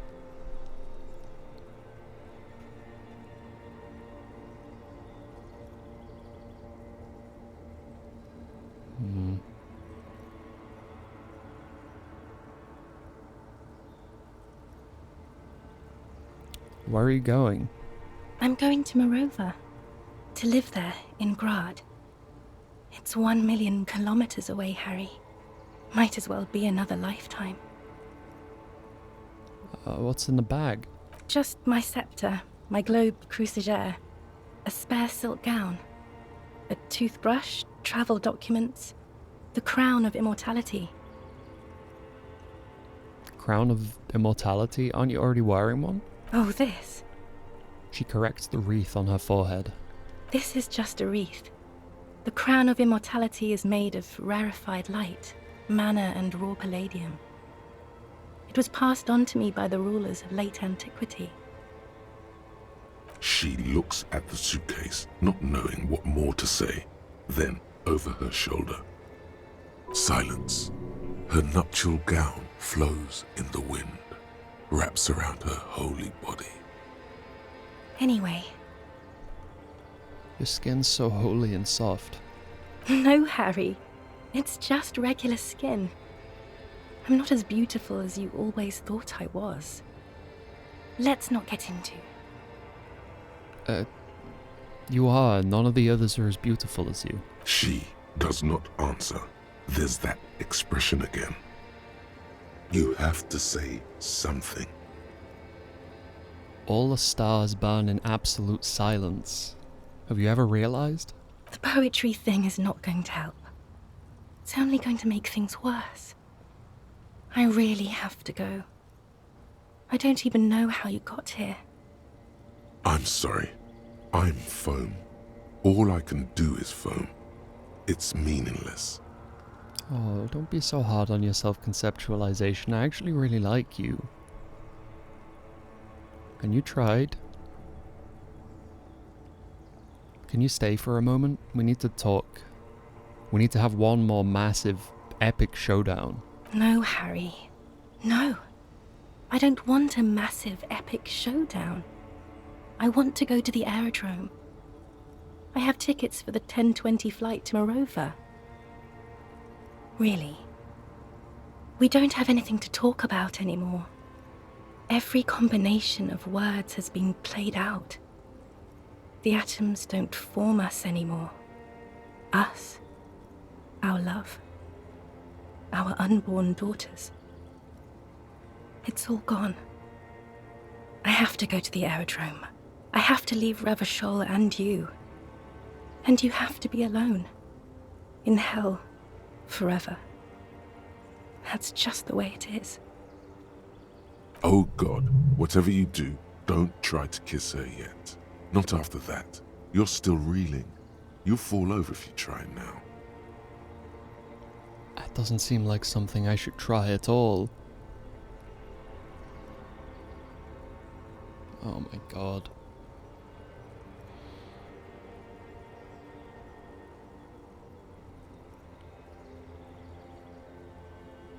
I get the feeling you're not really Dolores Day. I don't know what you mean. Dolores Day? She looks at you quizzically. It does not seem like a mystery she wants to get into. You're... the morning. The morning? I don't understand. No, I meant mourning. I'm grieving. But you're not even dead. Oh my god, Harry, stop. I don't want to hear anything about the morning. Mourning someone who's still alive. Any of that. I can't do that anymore. I'm not 80 years old, I'm 32. People my age are not supposed to mourn. She breathed out. It sounds more angry than a sigh. This is a bit much for me. It feels like your ribs are cracking around your heart. That's so hurtful. Then why are we doing it? The advisor to the Queen of... Suresna? Suresna? I don't know why my brain's not finding a pronunciation for that one. Sighs and looks down at the crumbling asphalt. You're the X something. Wasn't I Dolores Day just a second ago? Now I'm the X thing? You're confusing me. Look, I have to be at the Lausanne Aerodrome at 10:20 p.m. I still have a light rail to catch. I haven't even bought the tickets yet.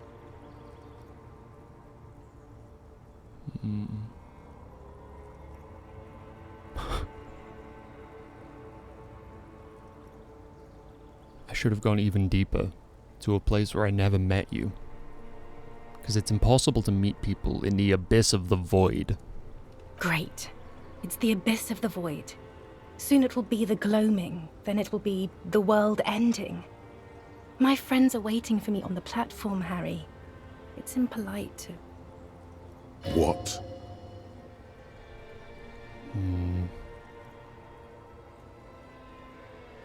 This is so grotesque. It is. Useless. The evening wind blows in as she says the words. Her gown wraps around her like a white flag. 1,000 times you beat an animal. 1,000 times you've raised that fabric. What is underneath has always calmed you, centered you, made you sane. In your mind, you could still climb inside her bed. Still the only man.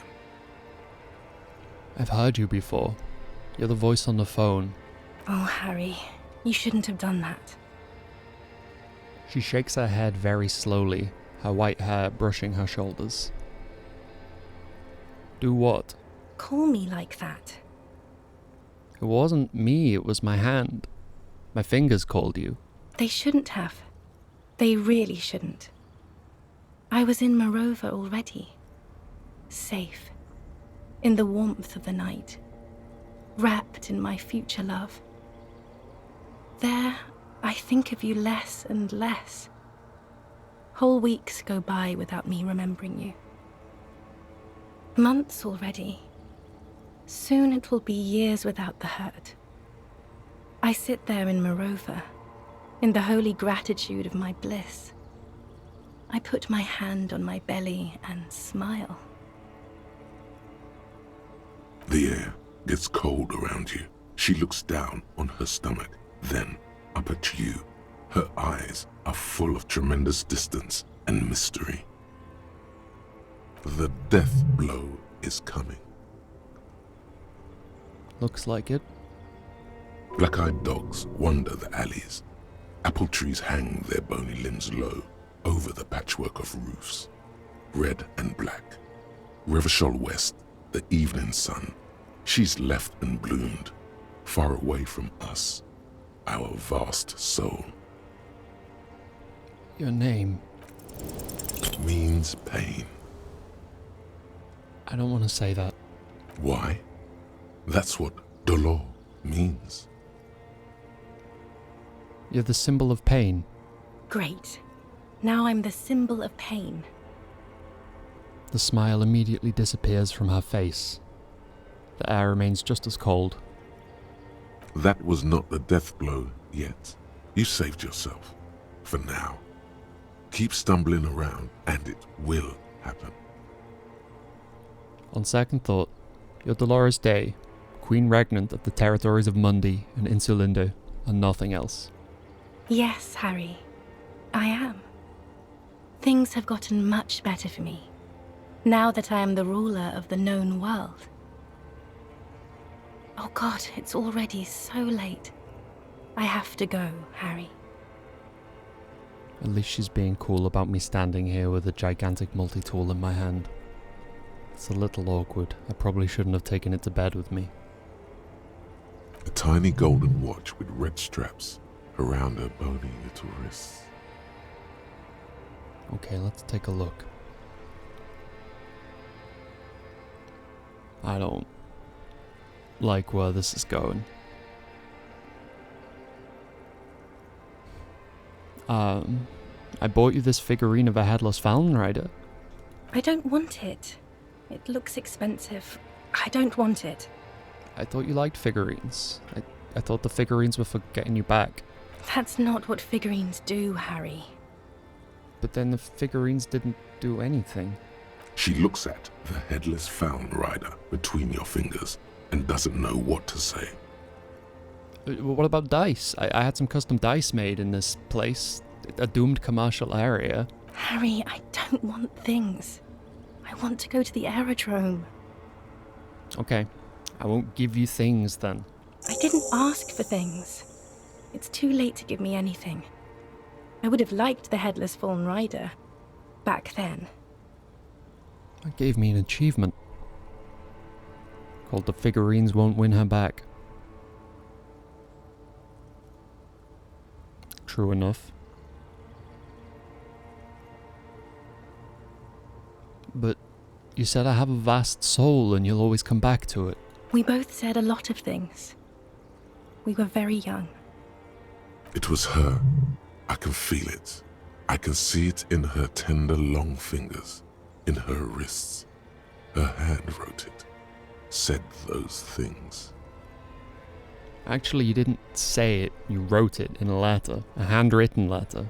I kept it in my paperwork. As Queen Regnant, I write a lot of letters. She brushes a strand of white hair out of her eye. You need to recite it to her, for effect. All of it. No summaries. Yeah, put a stake through your heart.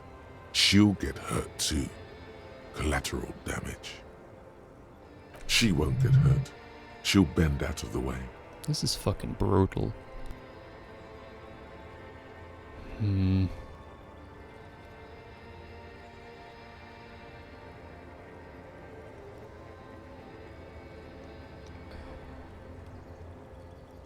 Fuck it. If he remembers it, he remembers it. I have it right here. Let me refresh your memory. Let's take a trip down memory lane. Please, Harry. I just don't have time for this. Every morning when I step out and you're asleep behind me, I find a little piece of sadness in me. I carry it in my chest down Voyager Road. Every step I take, it grows, until the time I reach the fuel station. It has filled me completely. I step on the light rail and look back, something bow collector. I know it will be like this, until I walk back to you. You, every step I take will get lighter. It almost makes me run. Sometimes I do. I can't believe I met you. I can't believe the happiness I feel with you. You have a vast, vast soul, and I will always come back to it. Okay, stop. Yes. Are you happy now? No, I'm not happy. Then why are you doing this? There's more. Kisses, kisses, kisses. Very well. I wrote it. It was morning. You slept. There was hoarfrost on the ground when I left, on Voyager Road. It was autumn, the first autumn. But Harry, please understand, it was 1,000,000 years ago. No, it was 100 million years ago. I was someone else then, filled to the brim with love for you, hanging on your every word. Oh, Harry, you were the coolest. But I am no longer that person. This has taken her place. It will devour you. Harry, I will eat your mind. Okay, so first of all, she thinks we were cool. But God, for all the attention I've drawn to an emphasis I've placed on how much I love point to yourself as a response, to have her doing the same thing and having a separate expression of her own that's being referenced is actually kind of harrowing. The light of the video rental shines through her dress now. A DeLorean figure, cut in black, moves below. It's still her. Her legs, her breasts, her hips. I was cool. The coolest. With your leather jacket and your boot-cut pants, smoking in the bus stop. I wanted you to be the rest of my life that day. And you were. Some of it, at least. You were my first kiss, my first time to have sex. The first and worst time I fell in love. I will always have that with me. It's a fact. But that is all it is. It's like a ticket stub, Harry. It doesn't do anything anymore. Ticket stubs remind you of stuff. It's not nothing. A ticket stub. Yes, let's talk about that too. Let's bring it up, the zoo. In Le Jardin, the day we went east of the river, to the aquarium first, I was sad about my mother. I don't even know why. The shimmer of the fish tank on my face, the octopuses. It was just a day then, but to think, were we there now, you could touch my hair, kiss me, talk to me about anything, go virtually anywhere in the world. Not like now. Now our interactions are limited to pain and regret. Can't you turn back to the person you were? I can see her in you, under the gown and that wreath. And my crown of immortality? No. You scared her out of me. With your crying, the awful time we wound up having. And the cheap rental flats you could afford. Can't you see? I can never think you're cool again. I can only think that way about new people. A cheap rental with mold on the walls and the tap dripping. Cheap flats. So the rich man took you away from me. Yes, I have found someone. For whom I can feel the same. A copy of my love for you, only this time he is careful and rich. He will not lose me. It will go somewhere, it will grow. Harry, do you notice how none of this is very funny? Yes. You're the least funny part about me. I hate being that.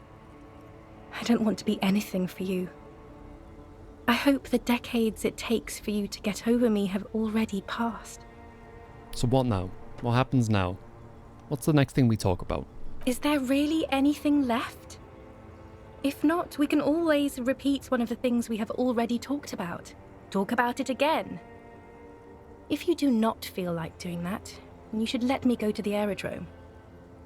Don't let her. Don't let her go there. You should redo the topics. Go over everything. The things you didn't say before, too. Make it go on and on. But That's not a very good way for things to be. It's not. But She looks at her feet. Little golden sandals cover her toes. But what? Tell me there's something good. I don't know why I said but. There is no but. That's it? That's it, yes. We've talked about it a million times. You will get over it, just like I did. People do. Things will get good for you again. Where in hell? Stop. You're only making it worse for him. You never help with anything. I'm not getting over it at all.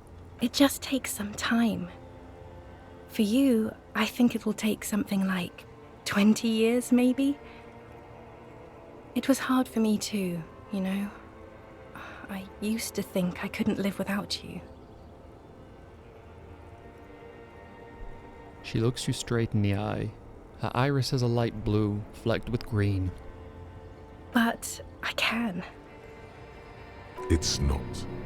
It's just not possible. It's like eating rocks.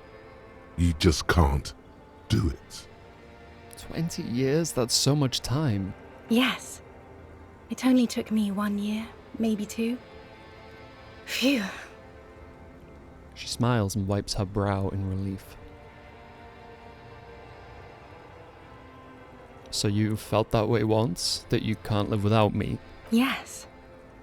But that time is gone now. So very gone. But with all my strength, I can't. It's like eating rocks. There is a silence. She looks at you, then over her shoulder, then corrects the wreath on the dome of her forehead. As you talk, it feels like chewing on gravel, granite, steel bars. It doesn't have to be like this. Maybe we could try again? No, Harry. We can't. Why? We already tried again, and it didn't work. Is that how it is now? We should just try all good things twice and then give up. By that logic, not you too. What went wrong when we tried again? I can do it better. I don't know. Please. She shuffles from one golden sandaled foot to the other. In the distance, a streetcar screeches.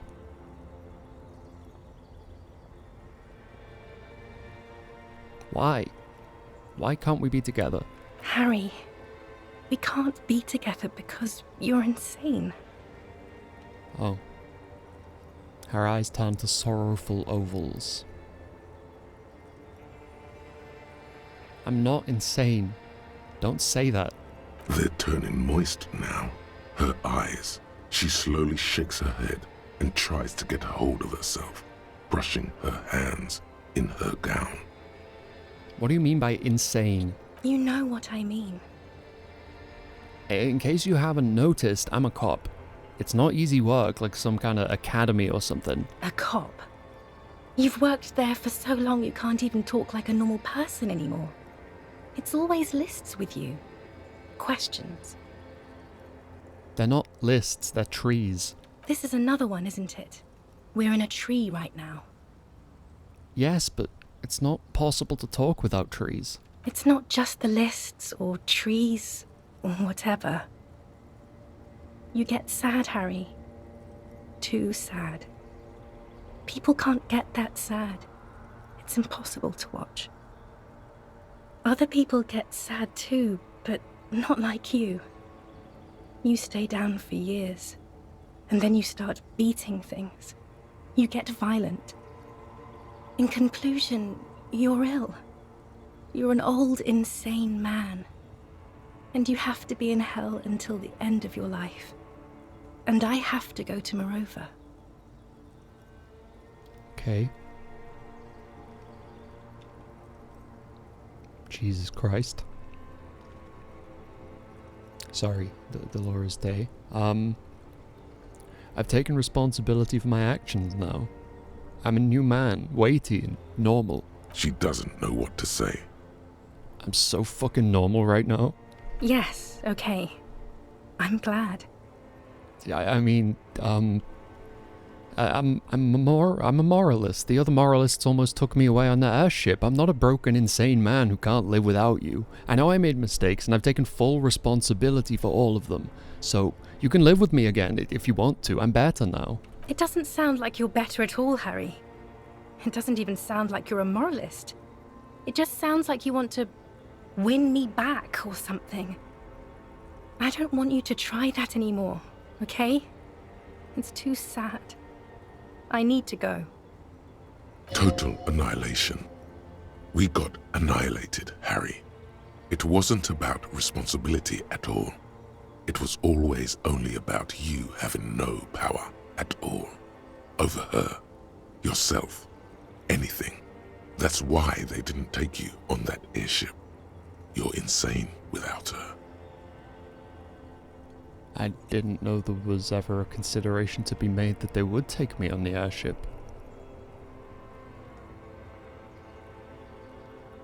You're not even human. I am actually very ordinary, Harry. Below this gown and wreath, I have an ordinary soul and ordinary thoughts. The only thing inhuman about me is this. She looks around. Well, she sounds like a real winner. This thing you've made me into. I'm sorry for saying so, but I just hate it. What is this? This is so far gone, Harry. I don't even... No, you're special. You had glowing lungs. My lungs do not glow, Harry. I am just like all the others. None of us have glowing lungs.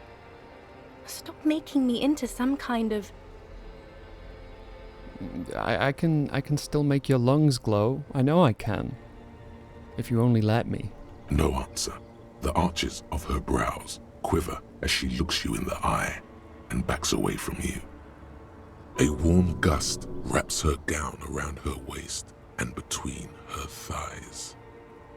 An apricot-scented ghost wafts out of her, her skin, the fabric, into the flow of the air around you.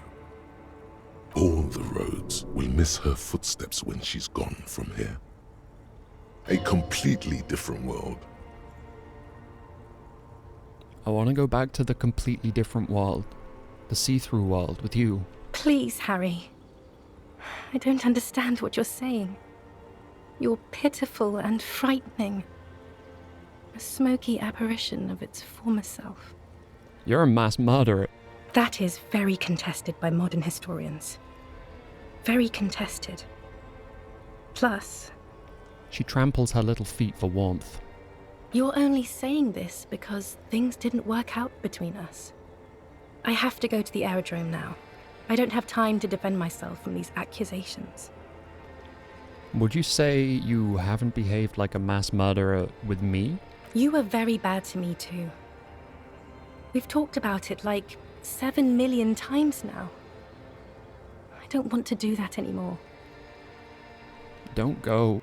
I have to, Harry. Really, I've already missed the 8:30.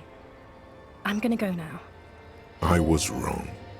You don't have power over her anymore. You shouldn't have said that. I am wrong about everything. You should go on without me. You have sworn a holy oath, Harry. She herself begged you not to let her go. Make your mind up, Authority. He's in shambles. Wait, can't we sit down first and have a coffee? There's a cafeteria on the corner. No. That would only be painful and dull. At the aerodrome, life, love, and laughter are waiting for me. At the cafeteria, dust, hell, and tragic comedy. Hold on, what is that to do in Morova? Light, life, culture. It's so much better than here. Everything here reminds me of you and the horrible times we had. The nights we stayed up fighting for our dying love. I have to wipe it all off me and be clean again. I want to be a good person again. Not this. Not what you made me into. But I swore I wouldn't let you go. You told me. You asked me to be this way. That was someone else. I betrayed her, overwrote her, and am happier for it. And I'm really going now. The time is up. I must be on the 10:20 flight.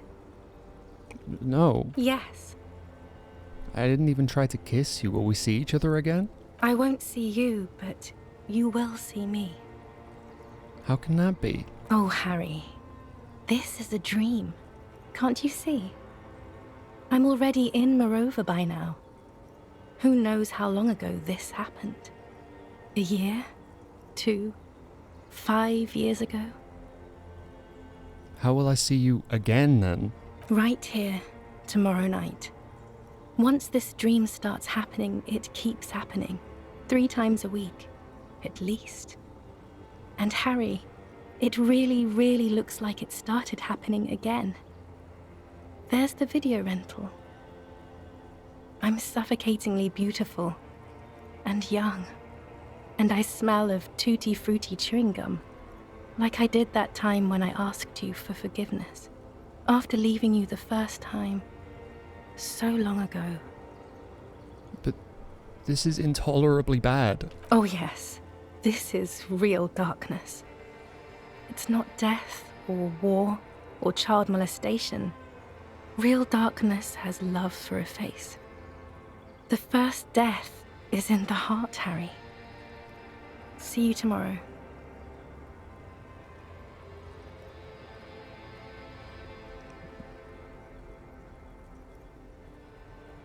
Fuck. That was horrifying.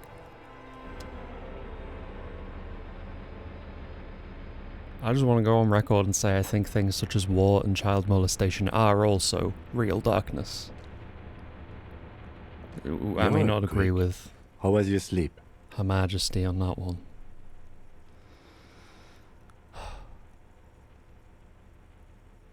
How was my sleep? Honestly, underwhelming because I didn't do all the options. And even though I'm pretty sure that would have gone horribly, I did still want to try it because my various internal voices kept referring back to it and saying to do various things before actually addressing it. I didn't realize the last one was going to conclude or proceed because it didn't say conclude or proceed next to it. My sleep was deep and invigorating. Try to cover up the blood seeping out with your hands. Actually, it was total annihilation, Kim. I did not want to wake you. Perhaps I should have? Was it a job dream? No. An ex-wife dream. The lieutenant nods solemnly. Let's solve the fucking case. Are you sure you're okay? You thrashed around and you bolted up, half covered in blood from your wound. Just spit out the blood and get back to work. You're a badass like that. Okay. Okay. I was asleep for an hour and like 15 minutes, I think. It was 4:21, so...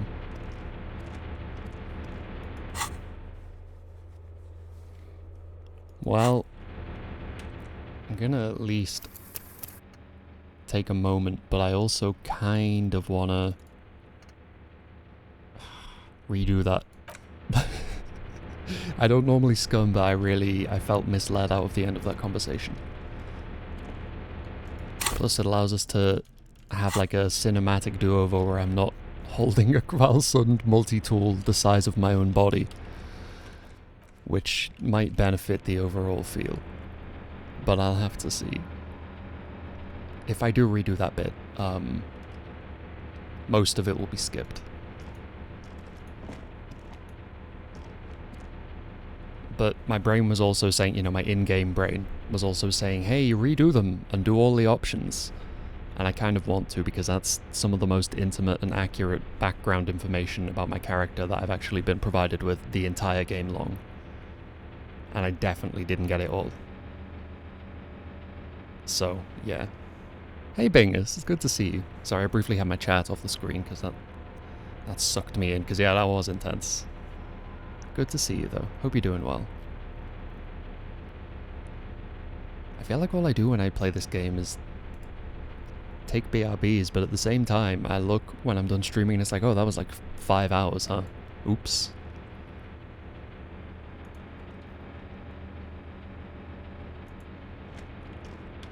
So, I made the hard save. Now I'm going to quick load, because I'm pretty sure I quick saved right before sleeping.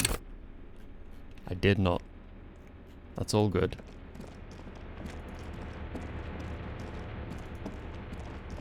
Because I'm pretty sure everything else is in order. The greasy old The offer not still yet, stands. Not yet. The not bed yet. is quite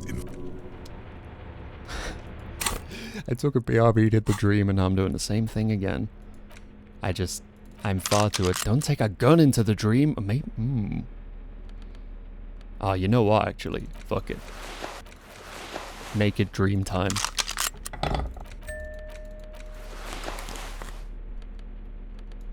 Keep the tie. Oh, now it looks like it's covering it up. Like, tactically. That's good stuff. What was the case roll? Was it suggestion? I should probably be spec'd for it. I presume I can't take my military grade hallucinogen high or whatever into my dream. I wonder if the flashlight will be on. That could be cool. Yeah, I'm good with this. I'll just point to Lieutenant Kitsuragi for a minute.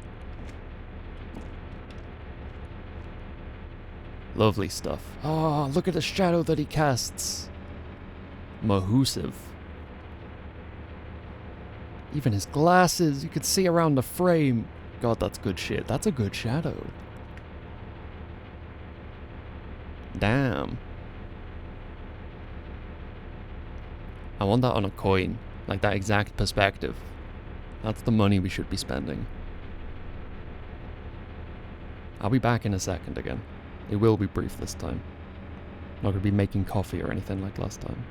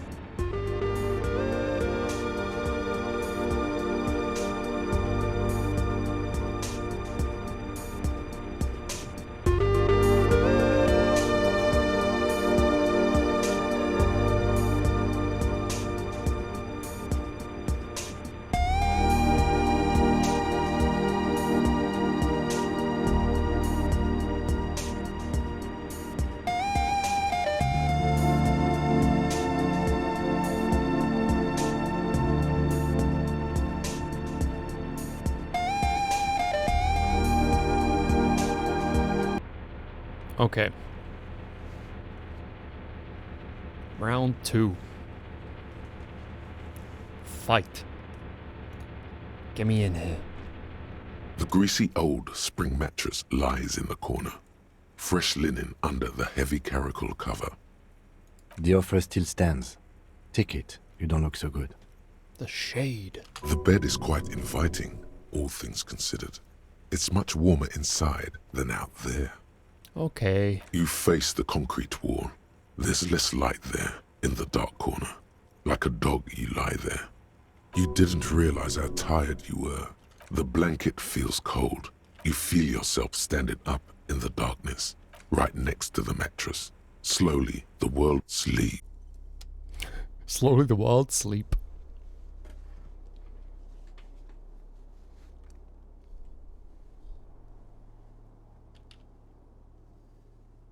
Okay, detective.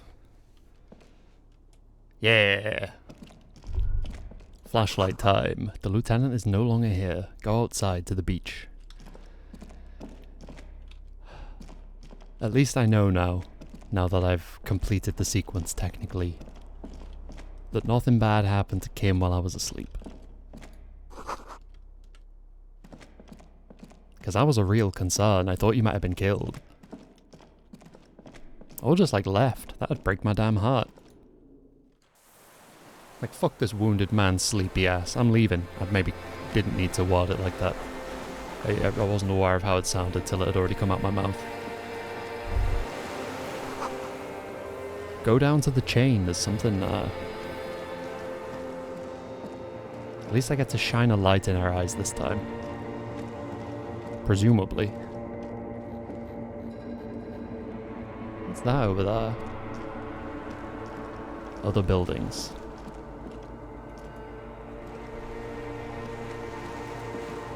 Ah, it's done a thing where it's reversed the clicks again. So single clicking runs and double clicking walks. Walk into the water, okay. You see her footprints on the water. Further. Dolores Day, the innocence of humanism, internationalism, and the welfare state turns around to face you. She has an airship airbag. You may not be able to take this. Not this time. Not anymore. I can turn it into like a light show though, at least.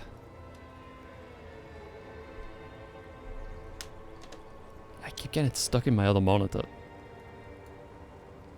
Okay. Enough nonsense. So we did all this. Hey. I'm sorry, I shouldn't have bothered you. Yes. Or I mean no. But I am in a hurry. Where are you going? I'm going to Morova. To live there. What's in the bag? Bard. Just my scepter, my globe cruciger. Oh, this. This is just a wreath. Okay, so there's going to be a bit of this for a minute. She looks at the silence. Anyway. She looks at the silence. That's impressive. No, Harry. It's just regular skin. I'm not as beautiful as you always thought I was. She does not answer. There's that expression again. Silence. A distant wind blows. No, Harry.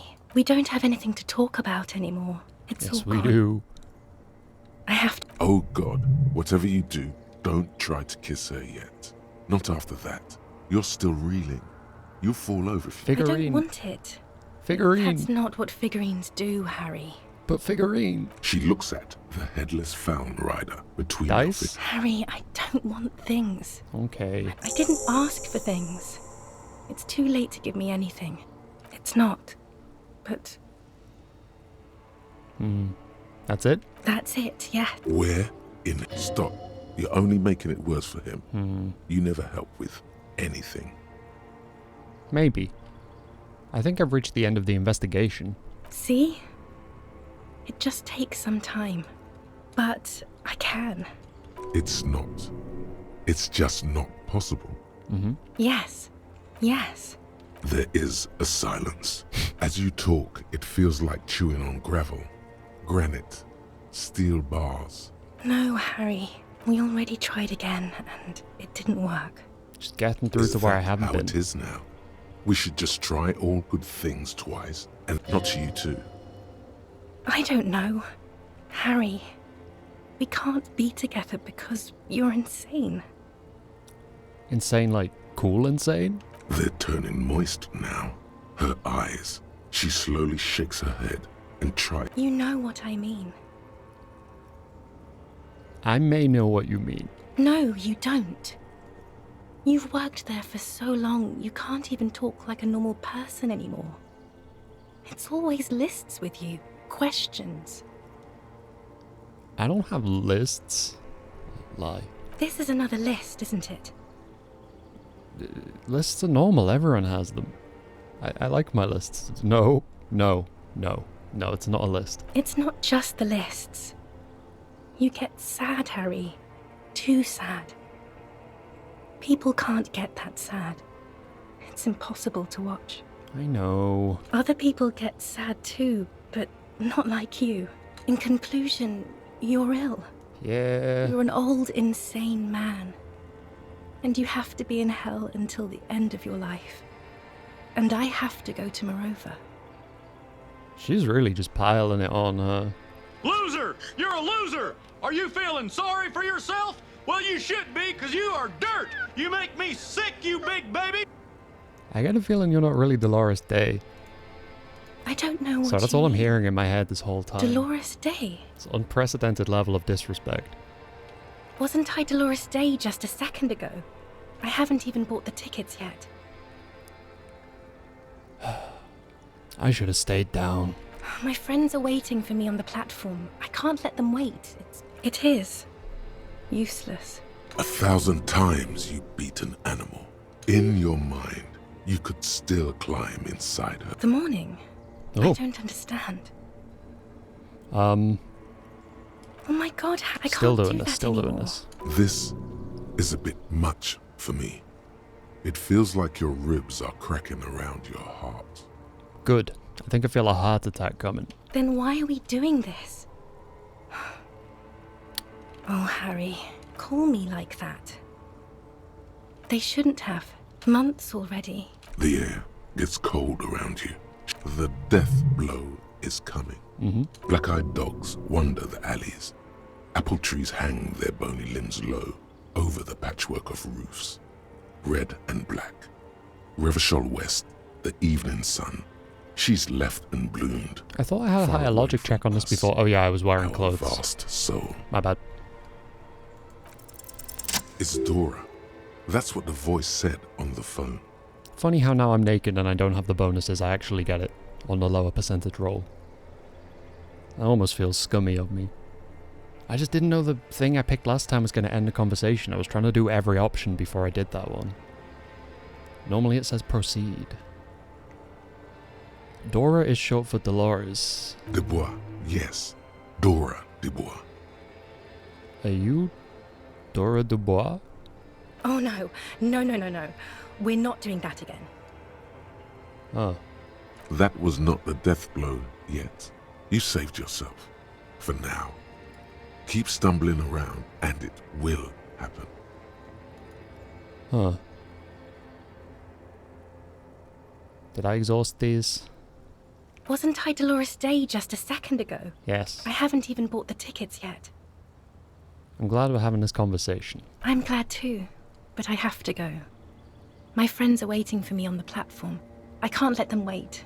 It's impolite. Cool, yeah, your friends. Say hi to your friends for me then. I will. The evening wind blows in, and the gown wraps around her like a white flag. 1,000 times you beat an animal. Yes, Harry. I am. A tiny golden watch with red straps around her bony little wrists. Okay. She doesn't know what to say. I'm so fucking normal right now. I love this line. Yes, okay. I mean, it's sad, but I love this I'm line. glad. It doesn't sound like you're better at all, Harry.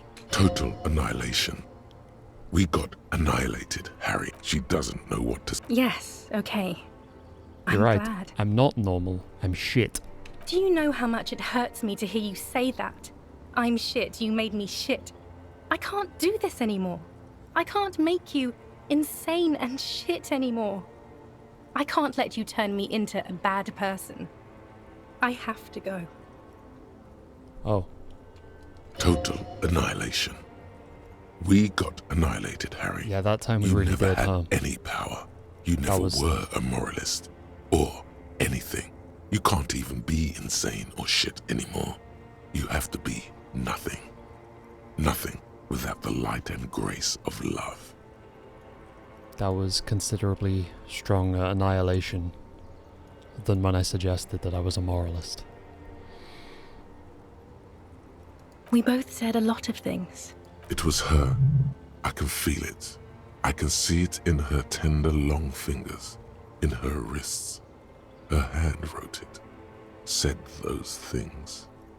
It doesn't matter anymore. We will always have what was. Yes, it We both does. said a lot. It was her. As Queen Reg. You need to yeah. Put a stake through your heart. Please, Harry. I just don't have time. Okay, Here stop. we go. Yes. Are you happy now? Nope. Then why are you doing this? Very well. It was 100 million years ago. The light of the video rental shines through her dress now. The coolest. The first and... Yes, it was any just a minute day now. that... And my We're almost crowd, here, can't we're you almost see? here. A cheap rental with more... Yes, I have... Harry, do you notice how none of this is very funny? No, this is very funny. Ha ha ha. Stop laughing like that, please. It's scary. Ha ha ha. Ha ha ha. Ha ha ha. Yeah, you like that? Sorry, what now? What happens now? Is there really anything left? If not, we can always repeat one of the things we have already talked about. Talk about it again. Oh, it wasn't even one of my own... If you do not feel like doing that, then you should let me go to the aerodrome. Oh no, it was my own brain that said to redo it. It was both of them. That is very think. contested by modern historians. You're only saying this because things didn't work out, but you were very bad to me too. I am actually this thing you've made me into. My lungs do not glow, Harry. I am just like all the others. None of us have glowing lungs. Stop making me into some kind of... You know what, you're right. You don't have glowing lungs. You don't deserve them. I didn't ask for them either. They're just a folk tale that has nothing to do with my reign, or the direction I have set our species on. She glances over her shoulder, then back at you. A warm gust wraps her gown around her waist and between her thighs. An apricot-scented ghost wafts out of her. All the roads will miss her footsteps when she... A completely different world. I miss you so much. It'll pass. Everything does.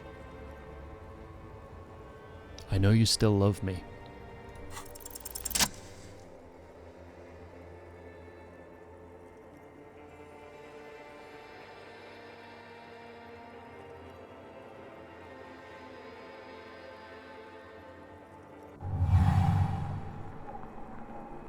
With your feet trembling from the steps you took, tepid and fearful, you stand against her, her body close to you, radiating warmth. With your eyes closed, you move your lips on her mouth. I immediately regret doing this naked. This looks awful now. She is not kissing you back. But I succeeded. This was not about failure or success. This was always going to be horror. I should not have suggested it, and you should not have listened to me. I feel her breath. Her chest rising like a pillow, warm exhalations against the side of your mouth, her tender soul moving through her lungs. Hidden, distant, kept safe from you. Her cheek against mine. Feels like soft fuzz, a bird covered in down feathers, brushing against your broken capillaries. Cold silver against my forehead. The delicate wreath on her forehead pressing into your temple. The silver is cold from the spring evening air. Squeeze her wrist. Her hand does not return the grip. Her body is rigid. A current of unease courses through it. This is agony. Distrust. For you. The curve of her spine. her shoulders hunched. She keeps herself stiff, her center guarded from your motions, unresponsive to your guidance. Move your mouth. Nothing, just pillows against you. Unresponsive, but for the taste of apricots. Apricot-scented chewing gum. You're not kissing me back. The moment is ending. She is going to move her face away from yours. Well, I wasn't expecting to make the roll, but we did. In spite of our nudity. Trying hard not to look at you. When she withdrew and you held on to her hand, she tried not to look at your face and see the expression there. This went at least as badly as I was expecting it to. Brother, you should put me in front of a firing squad. I have no words for how I failed you. No suggestion. Don't say that. You're the apricot chewing gum scented one. No, I'm just Dora. You didn't kiss me back. She breathes out heavily, as if something painful has passed through her, and shakes her head. Say nothing. Stand there like a useless dildo. She shakes her head one more time. The evening wind rustles her hair, blowing old newspapers and fast food wrappings down the street. You didn't kiss me back. She breathes out heavily, as if something painful has passed through her, and shakes her head. I just needed to do that. I'm sorry. She shakes her head one more time. The evening wind rustles her hair, blowing old newspapers and fast food wrappings down the street. Why didn't you kiss me back? Why did you do that to yourself? You know I don't cheat, Harry. I never cheated on you. That's it then. No, Harry. Not yet. There is one more thing you have to see. She slides her hands down her chest and onto her lower stomach and smiles. I'm pregnant. It's his, the man I had on the phone. Yes. He did it. She looks down at her belly, then up into your old eyes. I terminated yours. Don't you remember, you poor fuck? You poverty-stricken fuck. What? Now, go ahead. Ask me more questions. Let's talk about something else. Jesus. No, this has to end. Do the last one. More questions. Ask more. Okay. Don't go. I have to, Harry. Really, I've already missed the 8:30. I'm gonna go now. What the fuck? No. Light. I have to wipe it. That was someone else. I betrayed her. Overwrote her. Yes. Will we ever see each other again? I won't see you, but you will see me. How can that be? Oh, Harry. This is a dream. Can't you see? I'm already in Morova by now. Who knows how long ago this happened? A year? 2? 5 years ago? How will I see you again then? Right here, tomorrow night. Once this dream starts happening, it keeps happening. 3 times a week, at least. And Harry, it really, really looks like it started happening again. There's the video rental. I'm suffocatingly beautiful and young, and I smell of tutti frutti chewing gum, like I did that time when I asked you for forgiveness, after leaving you the first time, so long ago. This is fine. I like this. Oh yes, this is real darkness. It's not death or war or child molestation. Real darkness has love for a face. The first death is in the heart, Harry. See you tomorrow.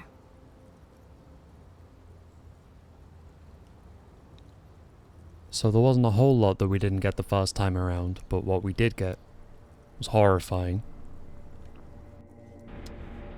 Maximum damage.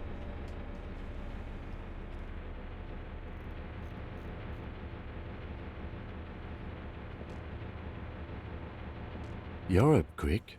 How was your sleep?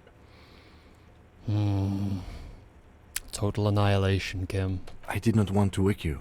Perhaps I should have? Was it a job dream? Fuck it. Of course. You ready?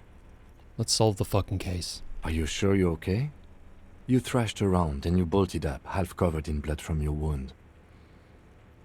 Let's comb the entire island, centimeter by centimeter. That's the next step in the task chain. Okay.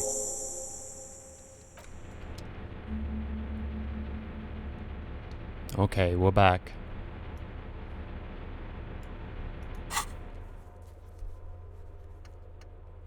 Still no armor pieces. I guess we should get dressed, huh? Jesus Christ. I terminated yours? Oh, that's a good look, though.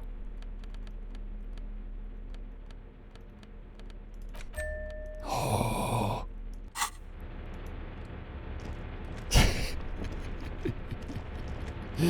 Okay, this isn't a full outfit, come on.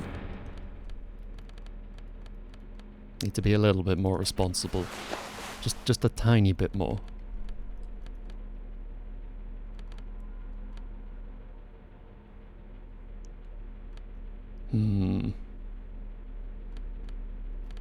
I guess my Fallon cap. What are we doing jacket-wise? I like the pinball maker's coat for the empathy. I think I have another empathy coat though, right? Suggestion coat might help. I don't know how much danger I'm in. We seem to have just been chilling for over an hour. With all the lights on. Loud generator running. So, we're hopefully alright. But who knows? I really should leave the horrific necktie on. I mean, pretty much the first thing the game told me was not to take it off. Of course, the game's told me a lot of things. It doesn't mean it means anything. I don't know. I don't know what to take. I'll go gun sword mode again though. It's reassuring.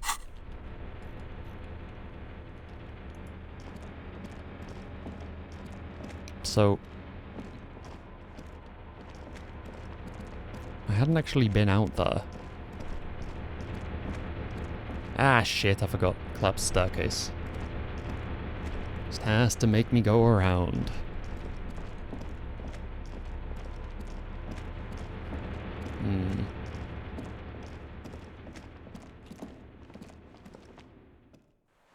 Well, I didn't take any morale damage in my sleep. Woke up fully intact. Christ knows how. Because that was some bad business. It must have taken a direct hit.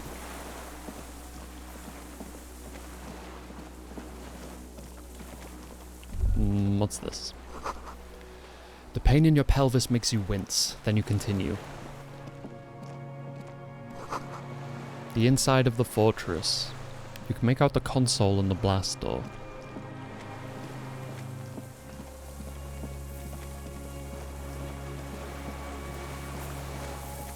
Anything around here? Now that I'm awake. Not seeing much. The ice cracks under your feet. Be careful not to fall through. Let's dance on it. Yeah, it's fine. There's no secret ending there.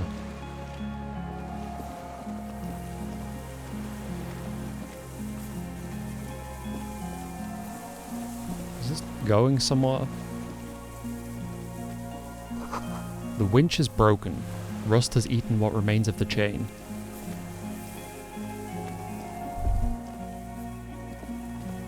The chain's remains degraded in the rain. A strange feeling looking at the water. Maybe you should just wander off into the sea. Leave it all and walk in. He's a little confused, but his spirit's in the right place. That only works when I'm asleep, honey. With a bottle in your hand. A bottle in my hand? Always. Why? Perhaps there's someone there, under the water, waiting for you. In front of the video rental, on the corner, at the crossing. Oh no, she'll be here tomorrow. She made that very clear. Smelling of tutti frutti and betrayal. Maybe you know it's going to hurt. Getting the impression that I was maybe expected to have come out here before I took a little nap. They underestimate my sleepiness. It's the first mistake they made. But it's cold. Yes, cold and still. But love is warm, like the inside of her mouth. Oh no, no, no, no, no, no, no. Yes, yes, yes, yes. Mm-mm-mm. No, we're not starting with that. Not now. Not this time. This thought is over. Raise your sight. In the still mirror of the bay, you see Martinez, reflected. Tall edifices of ruins reach into the water, like shimmering towers. And the shacks too. Pine trees and motor lorries, upside down. Islets and posts, like stepping stones, lead into the water in front of you. Go. Step in. It's been too long. But it's still cold. Yes, cold and still. Oh fuck, yes. Go there in your head.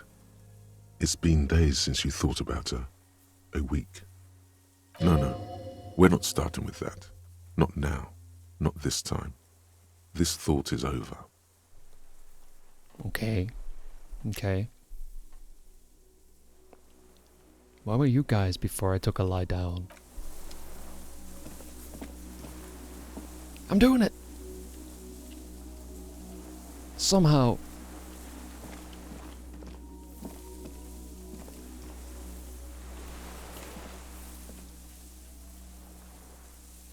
I wonder if this version of the map is the same one and it still has Video Revachol over there but just out of sight. Presume not. But I don't know if that would be technically a lot, I guess, less resource intensive than having two separate maps.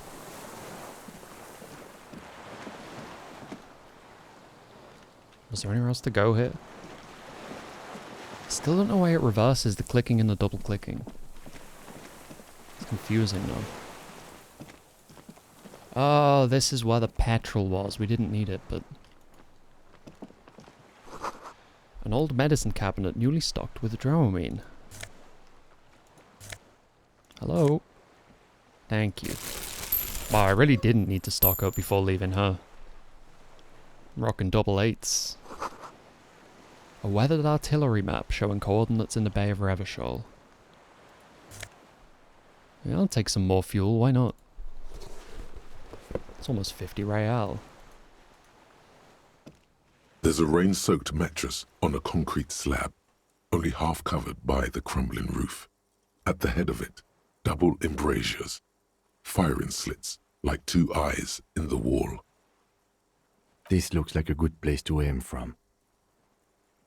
The lieutenant looks around. He steps closer with his hand on his gun.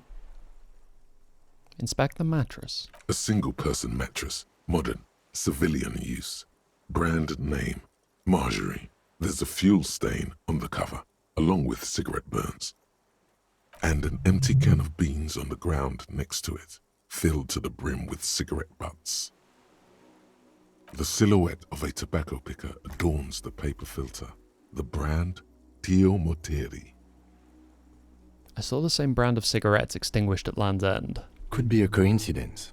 Or the same person has visited Land's End and here. I didn't see any signs of smoking inside though. If people live there, they keep it tidy. This here may also be a smoking spot. Let me get a look at the wall. There's a firing slit in the wall in front of you, like a little window. Quite old and grimy from years without cleaning by anything other than the rain. The springs screech as you lean on the mattress and crane your neck to look out. Trepidation, a tingling feeling in your stomach. A small piece of Martinez coastline opens up in the square in front of you, like a tiny landscape painting. 1 kilometer across the water, the ruins look familiar. On the left. A towering skyscraper, its top floors shaved off by artillery fire. Capeside apartments. Rue de Saint-Ghislain, 33A and 33B. On the right. The red chimney and collapsed back of the 4-story tenement in front of the whirling in rags. Rue de Saint-Ghislain, 10. The doomed commercial area. Between the two. The box-shaped silhouette of the whirling in rags. Its sloped roof, a tiny fleck of light catches your eye on the rooftop. Sunlight reflecting off the upstairs window of Clausia's room. Motherfucker. What does that mean? Do you have line of sight to the window? More than that. Kim, with a pair of binoculars, I'd be able to see inside the room. A pair of binoculars? Or a scope of a rifle? You'd be prone, lying on a mattress, barrel resting on the embrasure. Cheek against a cheek rest, hand on the hair trigger, on a calm day like this. Kim, I could make it. I could make this shot. Good. I think we have it, detective. The origin of the shot. This is the sniper's nest. He patted me on the back.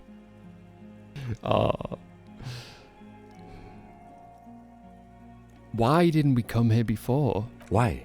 We don't go everywhere in a 1,000-meter radius of the crime scene. That's not procedure. Kim, 7 people are dead.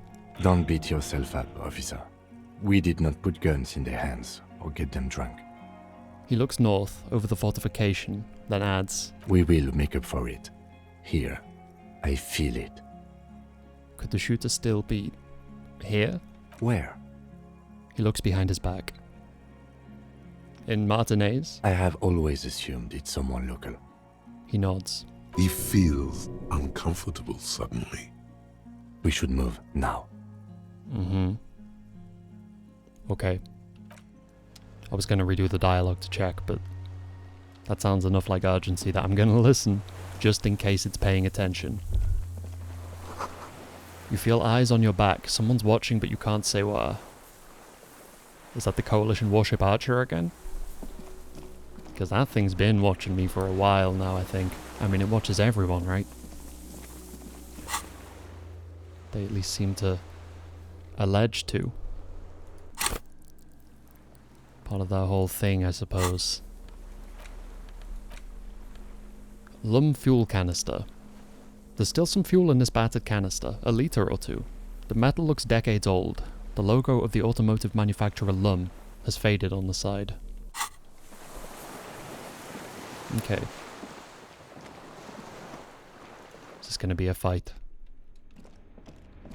Maybe. Maybe. Anything else to do here? Quadruple checking. Soft covers, serialized fantastique, and detective stories. Let's have the dream again. The greasy old spring mattress lies in the corner. Can I? I mean, not the dream, but can I re-sleep? That doesn't seem right. Maybe it's better to get back to the mainland. Rest there. You've earned it. Wow, so first I earned a lie down here. Now I earn too good a lie down to have one here. It has to be on the mainland.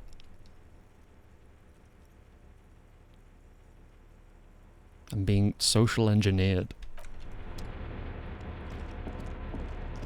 It's working. At this point, I never know with transitioning an area if some shit might kick off. and I am hearing some noises that are indicative of me needing to take a quick BRB. So I will just be a sec. Yet again.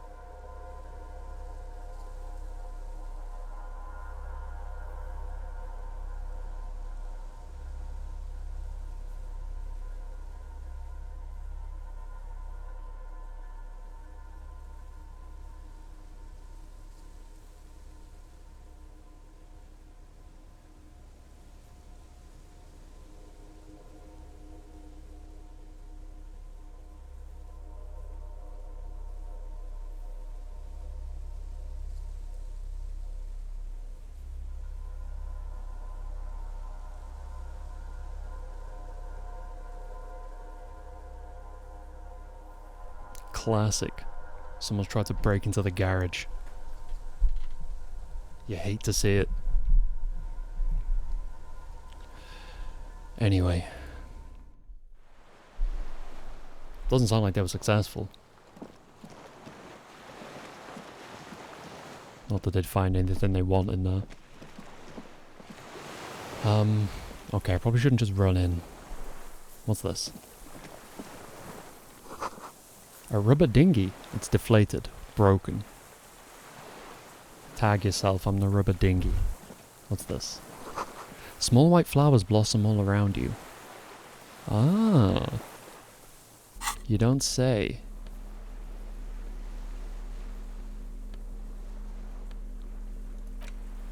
Don't I have some of these? Interactable, maybe. Yeah, they are, aren't they? They're dried maybells.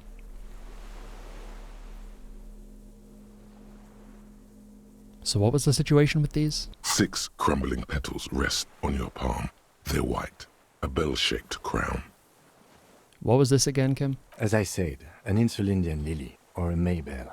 Girls pinned them on their boys during the revolution. Mm-hmm. Who pinned them? The revolutionaries, so the communers and the anarchists. White's their color, but the custom started in the suzerain's army, so it held meaning for the kingsmen too. Okay. It's about girls and boys more than sides. Girls sending off boys who are going to their deaths, then also dying themselves in the ruins from dysentery and consumption. It's a symbol of the civil war. Okay. Heteronormatively symbolic revolution flowers. Very well. The petals feel dry and fragile in your hand. Water flows under the channel bridge. Dark water. You rub your sides for warmth, but there is none. Blow on your fingers. Inland, above the Martinez distributary, the channel that brought wastewater from the silk mills of Jamrock, and then dead bodies during the war. The wrinkled fingers of an old man crush flower petals, then sprinkle them in the stream like white salt.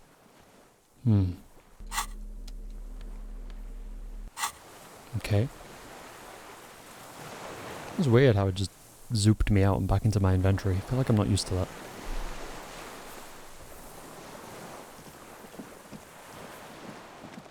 So what can I get to from here? How big is this place?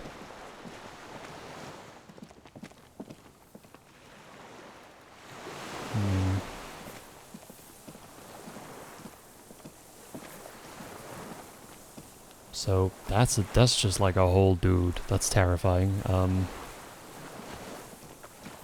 Don't just run at him. How do I not be running? I have to double click for some reason, right?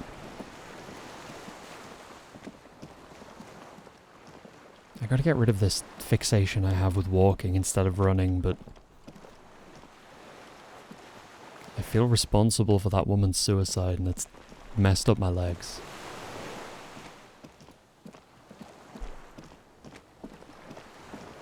Okay, am I dressed for whatever this is? I have my sword and my gun out. Let me get a look at you. Okay, it's not triggering it. That's good. Hey, hey, hey. Hey, hey, hey, hey, hey. Who are you? Well, that's the fireman, or the fire guy, or whatever they were calling him. Can you get out here? Oh, that's a noise, alright. I don't like that sound. That's very painful. Sorry for the high-pitched screeching. Apparently it's just gonna do that. Is that the fire? I don't... It's like horrible radio interference bleeding in through a hole in the sky. I don't like it. It's like a Stalker controller. As in a controller from the Stalker games. Not someone who controls stalkers. Shit, alright, well...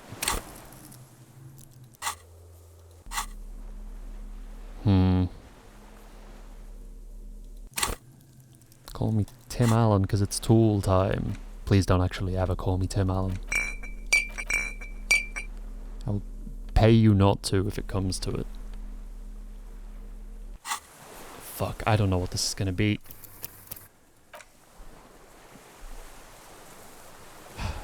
Kitsuragi seems relatively unperturbed. So he can just watch me take some drugs for a minute. Ow. You know, maybe it wouldn't damage my morale if it didn't entail slapping myself in the face. Just the observation.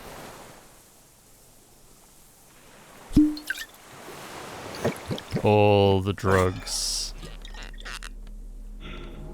Okay. That's as good as it's gonna get for us. I think. Ow.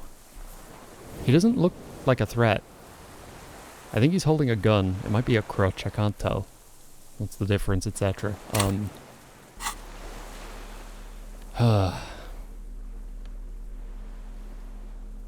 Authority might be a good one for him, but at the same time, I get Inland Empire and empathy off holding my ledger. Plus I can probably look like I'm taking notes. Kim might appreciate that. But... am I wearing the right clothes? +2 logic, -1 perception. That's okay. That works for me. Have I not had a thought? I haven't had a thought in forever, huh? Wait. Like no time has passed. How long? How long? I got two thoughts, but they're both like 4 hours away. It's 6 PM. What the fuck?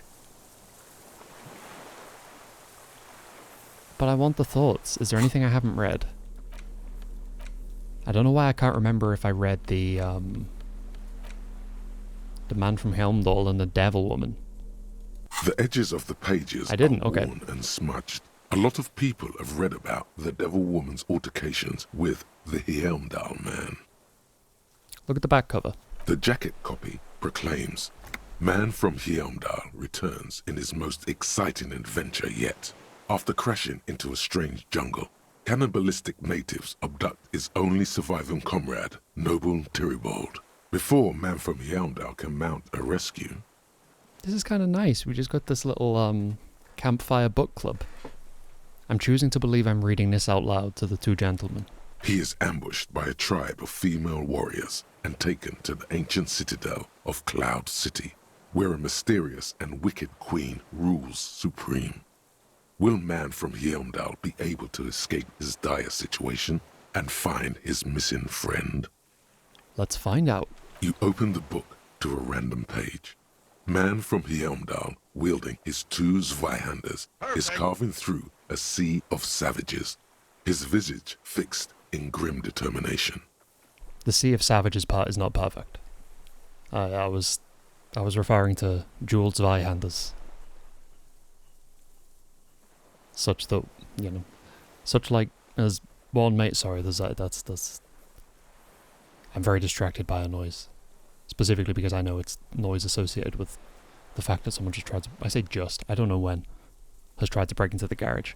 What was I talking about? Oh yeah.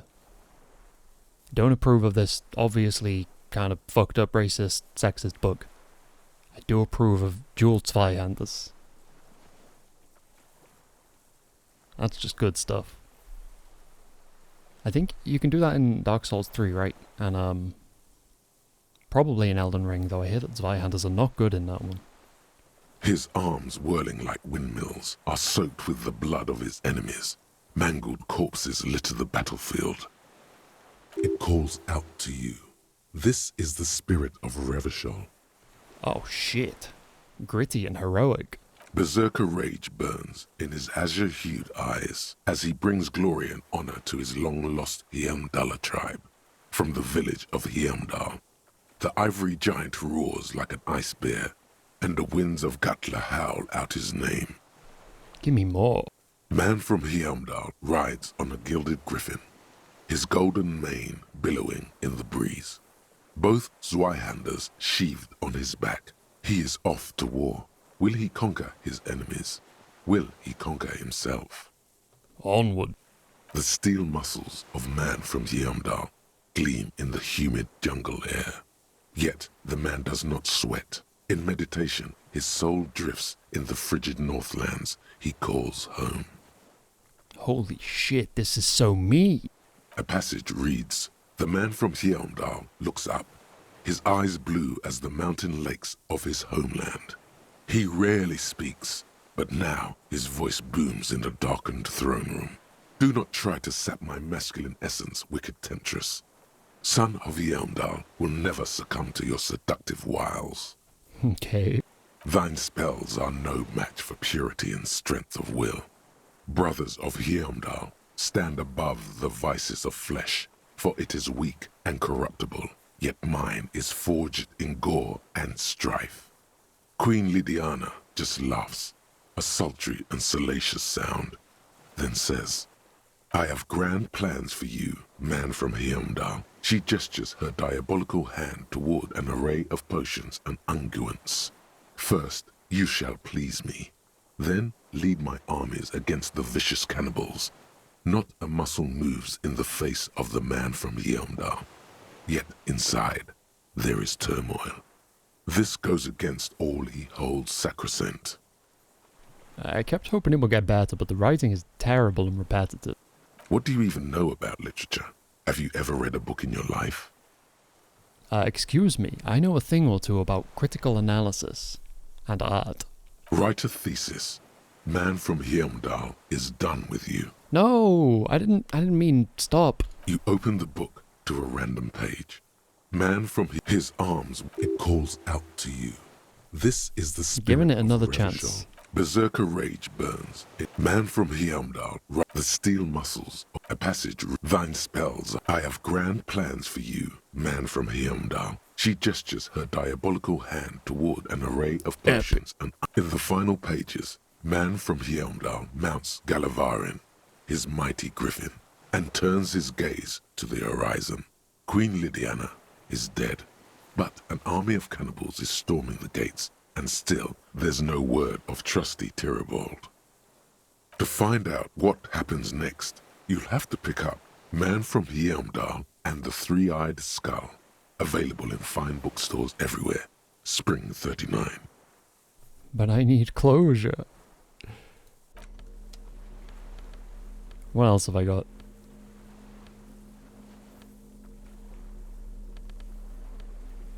Dick Mullen and the Mistaken Identity. In your hand, you hold Dick Mullen and the Mistaken Identity. The brittle paperback feels fragile to the touch. I thought I'd read this one. Let me get a look. The cover features a pastiche of different scenes. In the foreground, a man in a dark overcoat clutches a pistol to his chest. Rising up behind him are two silhouettes wrapped in a passionate embrace. The tagline reads, Detective Dick Mullen must prove his innocence after an old friend is murdered by someone who looks just like Dick Mullen. That seems to sum up the premise nicely. Are you really reading that, detective? I really need to know who this Dick Mullen guy is. Good luck finding it. He's not much of a character, I think you'll find. Just a stand-in for the reader. Yeah, we'll see. The story opens with a knock at the door. Detective Dick Mullen is greeted by an old friend, Charlie Spillane, who's come to Mullen to ask a favor on this dark and cold night.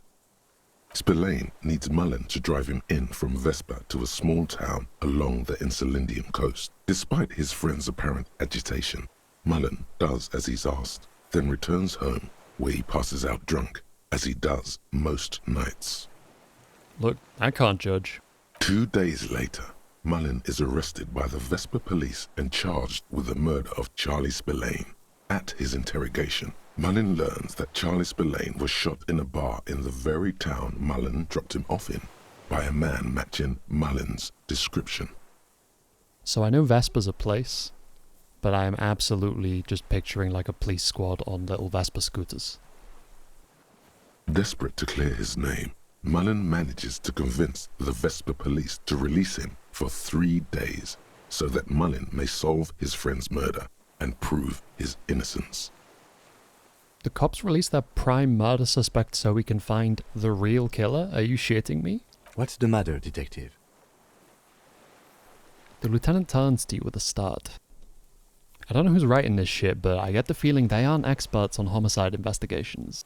The lieutenant shrugs, resigned to the idea that his profession will rarely, if ever, be accurately represented in art and literature. Okay, so Mullen didn't do it. Of course Mullen didn't do it. That's the whole premise of the book. Anyway, Mullen returns to the seaside bar where Spillane was murdered and meets a beautiful, mysterious woman named Diana de Nerva. Nice, a dame. And not just any dame.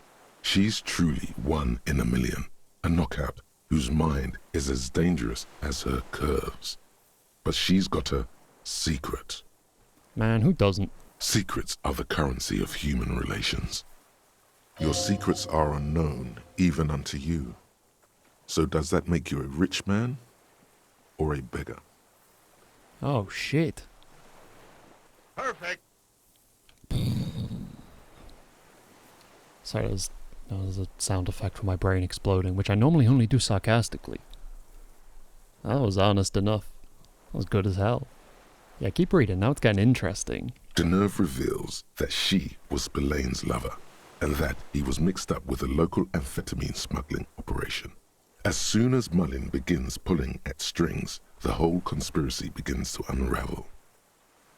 Not only is the local police captain in on the amphetamine ring, so is the son of a powerful politician and a strung-out art collector named Torvald, each of whom has his own reasons for wanting Spillane dead. Okay, tell me about the corrupt police captain. Outwardly, the old police captain is a real law and order crypto-fascist, a barrel-chested man who's beaten his share of suspects to pulp. But he's also dirty and increasingly paranoid that someone's going to expose his role in the drug ring. He would certainly have the motive and the means, but the captain walks with a noticeable limp from an old war injury, Is it possible that he was able to conceal it long enough to commit the murder? So I don't know which bit of my brain it would be. Which one of these it'd be. But when it says he's when it talks about rolling the drug ring and him being exposed for it, my brain's being like, I hope they don't find out that I took a Rolo and I stuck it inside of a wedding ring. And now there's going to be like chocolate on it and you have to like get it out. Like if someone took it off just to like, I don't know what people take wedding rings off for. Which part of my brain would that be? Because I would like to shut it down, please. I want to hear about the politician's son. A typical privileged twat. In all likelihood, he's just in over his head. He does bear a personal grudge against Spillane, though, a former prosecutor who nearly brought down his father's administration. The kid doesn't exactly have Dick Mullen's manly build, but he is the correct height, and while interrogating him at his home, Mullen did notice a certain overcoat that looks suspiciously like his own. What was that about an art collector? Torvald, the art collector, is a strung-out mess. Frankly, it's hard to imagine him holding a pistol steady enough to actually hit someone, let alone plug them 3 times in the chest the way Spillane got did. That said, Torvald and Spillane have a long history, and while interrogating him, Mullen discovers that Torvald was once involved with Diana Deneuve. Could it be that this is all over a sordid love triangle? Oh my god, 4 minutes away? Okay, we're not done with the book. We can be more efficient than this. Not Wasteland of Reality just yet. Apocalypse. Here we go. That's going to be 1 hour, that's going to be 43 minutes. And then I can forget one of them or something with 1 point. And then we can speak to whatever this guy's deal is. Okay, let's get on with the story. One evening, Ironically Diana enough, Deneuve the one thing comes I'm to not Mullen's doing. hostel room in tears. The two of them drink half a bottle of vodka, and soon they're seeking comfort in each other's arms. Yes, comfort and pleasure. The warmth of another human's touch. The burning taste of liquor on her full, sweet lips. That healed me? Yeah, nice. Get it, Mullen. As the two lovers share a post-coital cigarette, Diana Deneuve turns to Mullen and says, "By the way, Dick, there was something else I meant to tell you. I love you." The name of the true killer. Always aim for the center of mass. Hell yeah. Whatever it is, Mullen never hears the words. A blow to the base of his skull knocks him out cold instantly. Fuck. When Mullen comes to, Deneuve is dead on the hostel bed next to him. To make matters worse, his clothes are covered with her blood. Double fuck. Mullen trashes his blood-stained clothes and flees the hostel, knowing it's only a matter of hours before the cops discover Deneuve's body, if they haven't been tipped off already. The heat is on. If Dick Mullen can't solve both murders before the cops catch up to him, he's going away for life. Can you solve the case before the cops close in? Wait, I got some questions first. What is it, detective? Why does everyone close to Dick Mullen wind up dead? It's a dangerous line of work, but somebody has to do it. That's why Dick Mullen never lets anyone get too close. What's the matter? Afraid you've been hacking up your friends' bodies in the night? Have you gone over everyone? Is anybody missing? Why did Dick Mullen become a detective in the first place? There was never a time when he wasn't a detective. He was born a detective. Was I not? For a moment, you cease to read the story on the page and see the book for what it is. A collection of brittle, cheaply printed pages held together by glue made from the hooves of horses. I just realized I wasted one of every type of drug I owned on this shit. Because I thought I was going to be speaking to the dude at the fire. That's awkward. From nowhere, you hear the screech of sneakers on a waxed floor, and you feel the burn of rope against your hands. Are these figments of some other life? I don't know.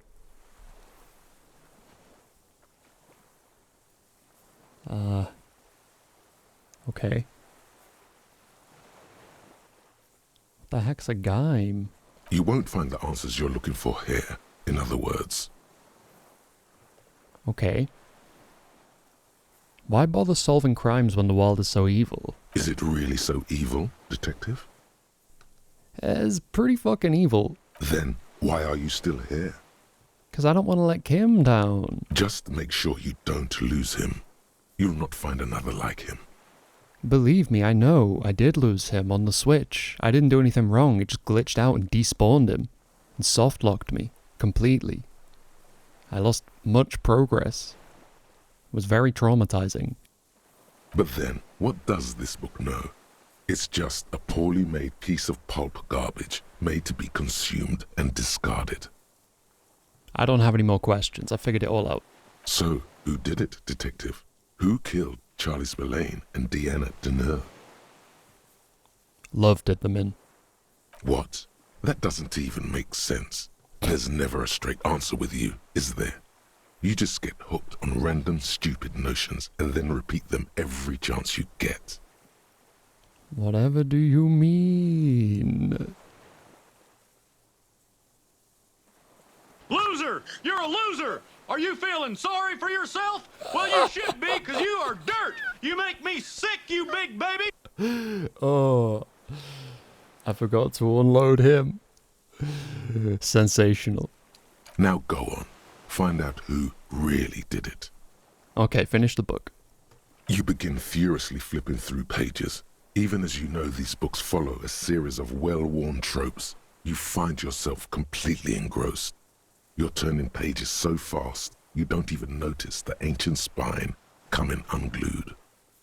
It's like the middle of the night now. This is kind of awkward, but I want those thoughts. You try to grab the pages as they come loose, but your fingers aren't quick enough. They're gone. My fingers are gone? Or the pages are gone? I rolled a 9? What do you mean I rolled a 9? I took speed for this shit. I took speed to read this book. Dozens of pages scatter across the ground. The last fifth or so of the book seems to have been lost. It's possible that you could gather and reassemble the pages, but it would take way too long. Stupid old horse glue. Ah, yes. The problem with mass-market paperbacks. They are not made to last. Perhaps this is a sign that you should get back to solving your own murder, huh, detective? Don't forget, it could have been the delirium tremens. Thanks, electrochemistry. In your hand, you hold 4/5 of Dick Mullen and the mistaken identity. What a load of shit. The damn ending fell off.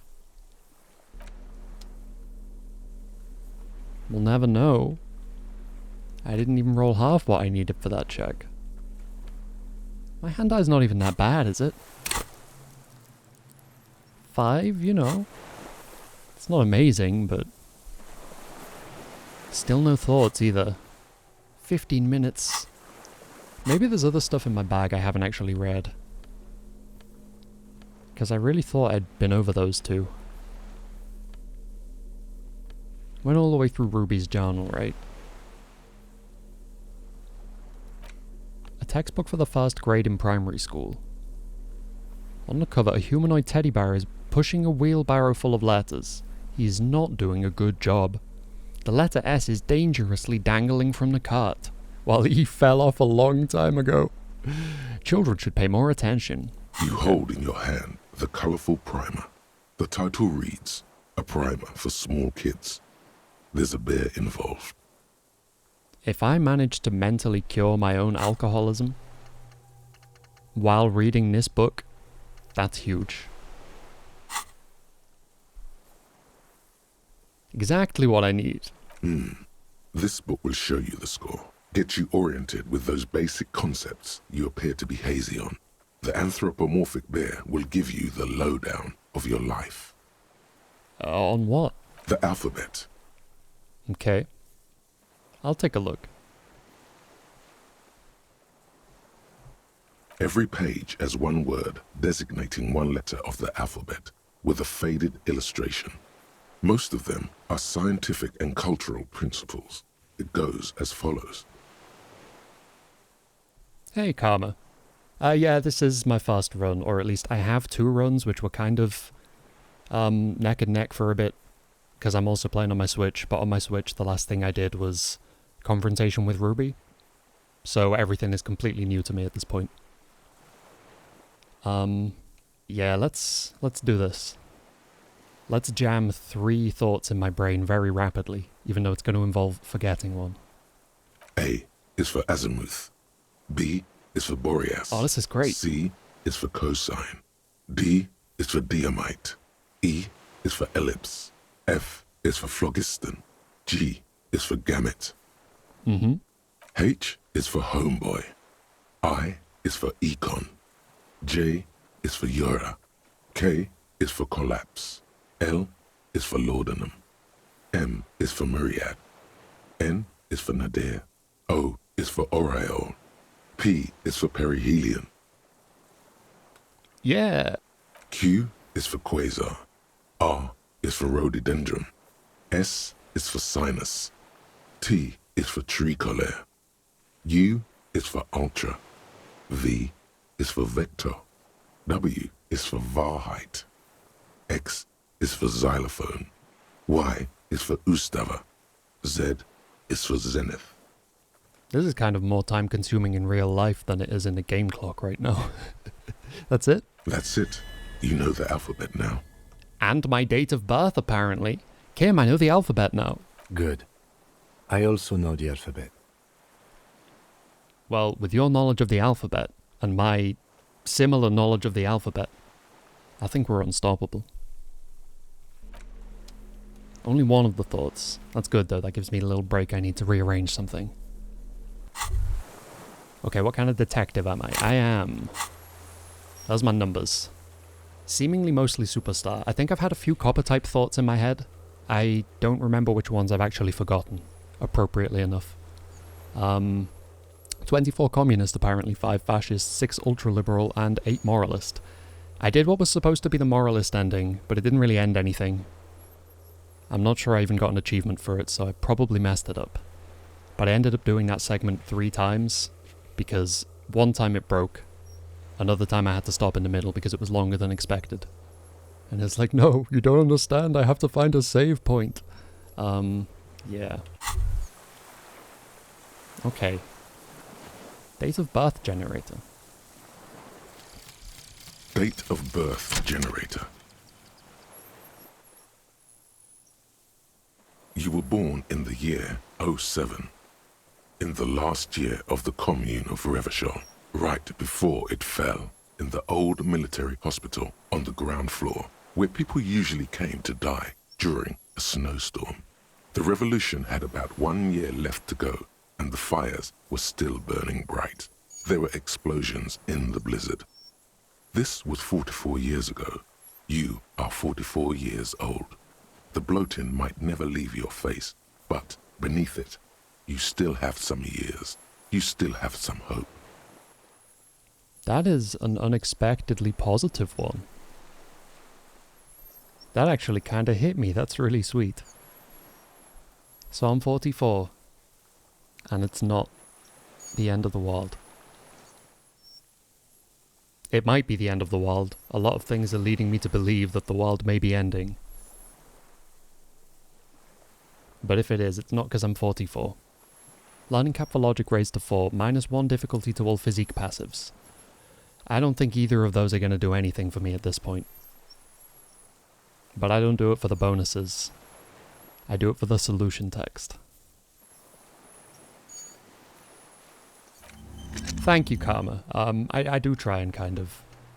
It's not even like a specific effort to do that. I'm just so... I have such strong love for this game.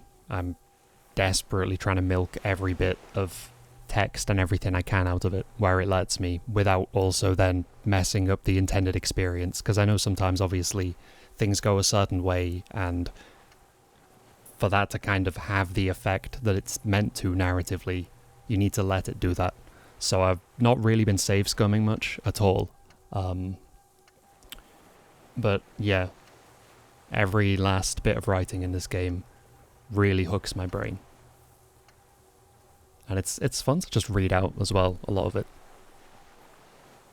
It's just so many different words. It appeals. I mean, that's why I was doing 2 different runs at once, because I knew that having a certain build, I was inevitably just missing out on all kinds of passive checks and little bits of text and stuff. And I was really fascinated to see specifically what, like, the physical side of things would be, so this is not reflective of how I think this game works. This is, like, not my main run, I guess. It's become my main run, but the intention with this was to, like, see how silly the game could be, I guess. Which didn't really end up happening, because for some of that you need to go more into Half-Light, which I didn't realise. I was viewing physical instrument and electrochemistry as doing a lot of what Half-Light does, but I also I can't be mean to people in this game. Like, I can't milk it for all of the content like I ordinarily would if I'm being horrible, because the content makes me feel like too much of a dickhead.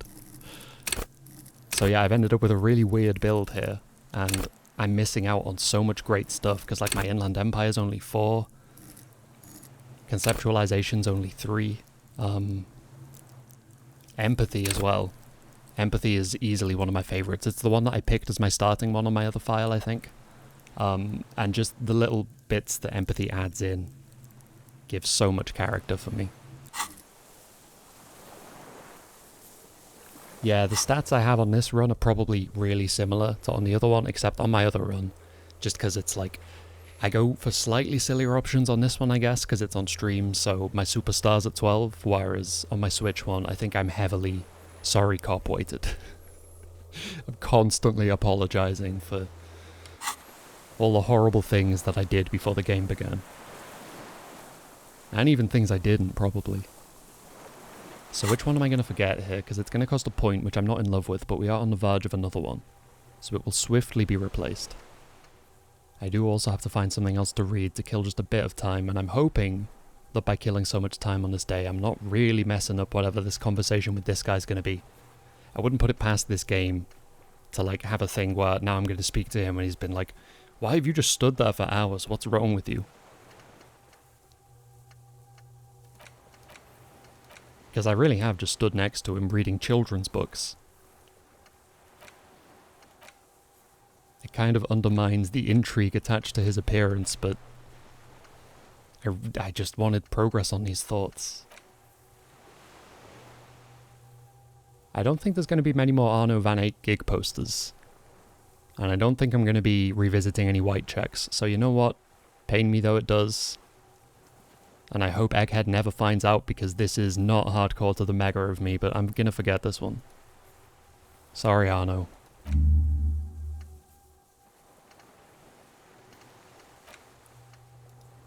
I hate to do it.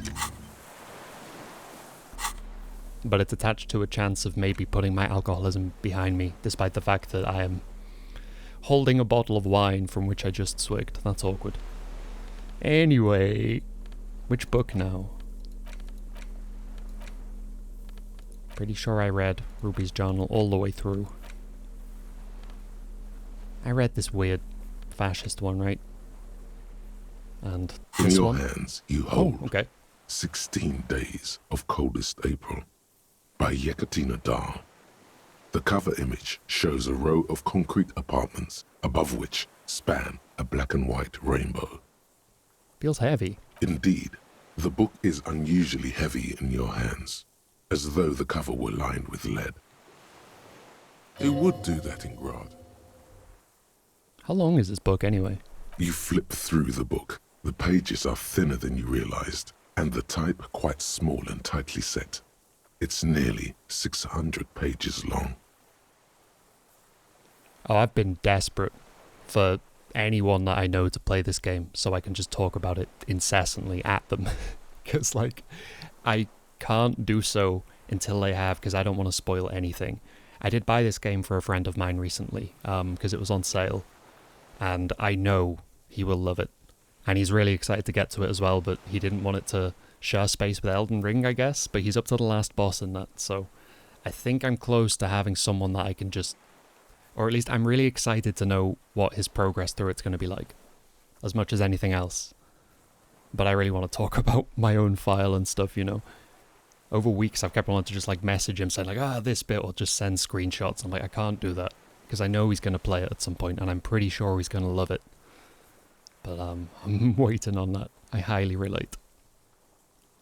Let's look at the back cover of this book. The back cover is dominated by a black and white photograph of the author.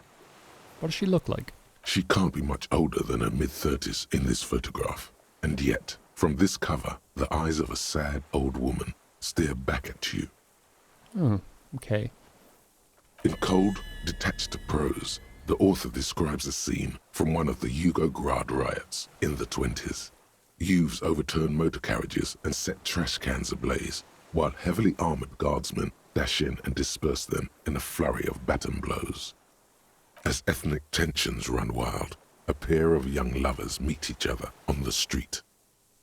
Somehow, in the middle of all the chaos, they manage to lock arms and look into each other's eyes.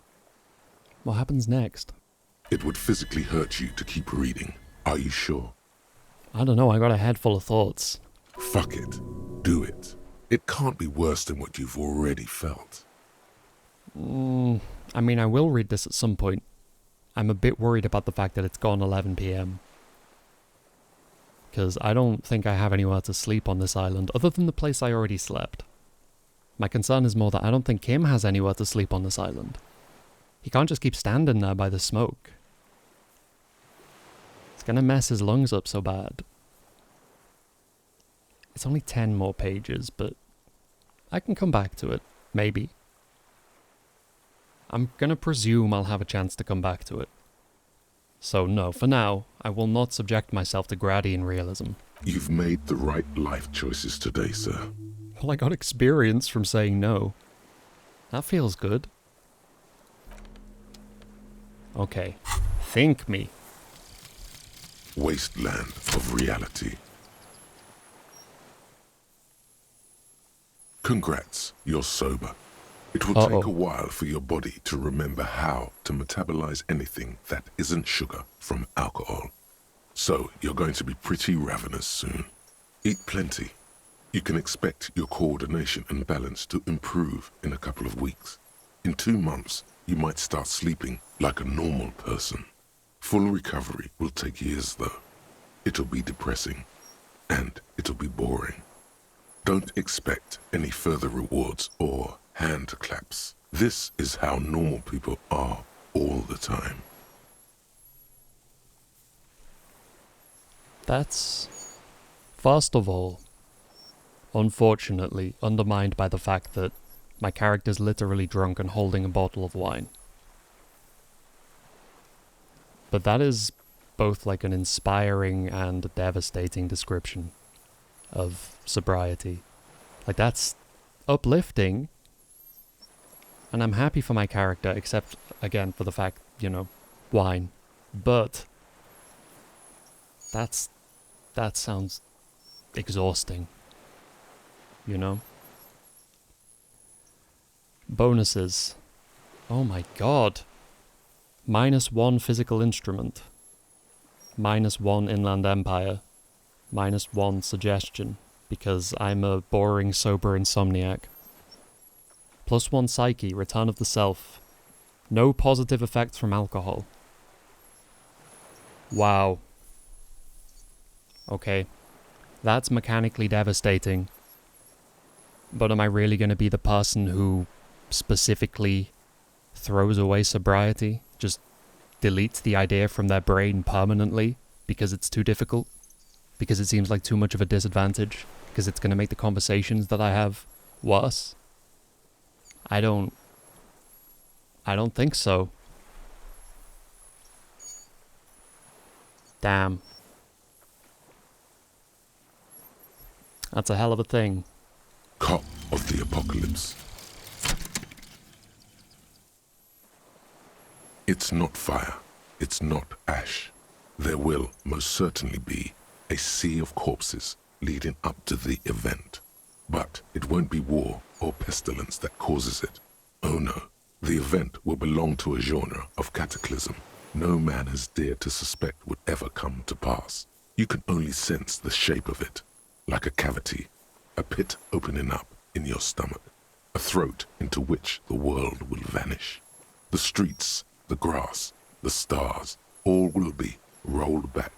By whom, by what, and how, you don't know. All you know is you're not joking around. Damn. A throat into which the world will vanish. Holy shit. Learning cap for Inland Empire raised to 6, despite the fact that I just took a penalty to it. But you know, that's in line with my psyche going up a tier, I think. Maybe we can salvage something. Learning cap for Shivers raised to 6. Okay. Oh, that sounds really cozy, Karma. I'm glad I can contribute a little bit to some of that comfort, if I am. But that sounds like a comfy time. Okay, so I got 2 skill points, despite having just spent one, because we just got one.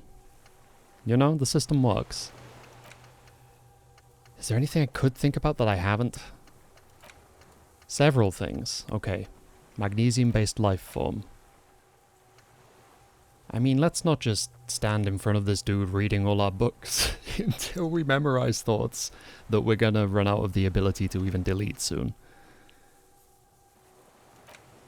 So this is boring cop, right? Art cop. Racist cop. Oh, that sounds like a big relief as well. Exams being done and stuff. Yeah, enjoy that. It's really nice being able to live inside a moment that feels like enough of a relief that you can recognize it as one, you know?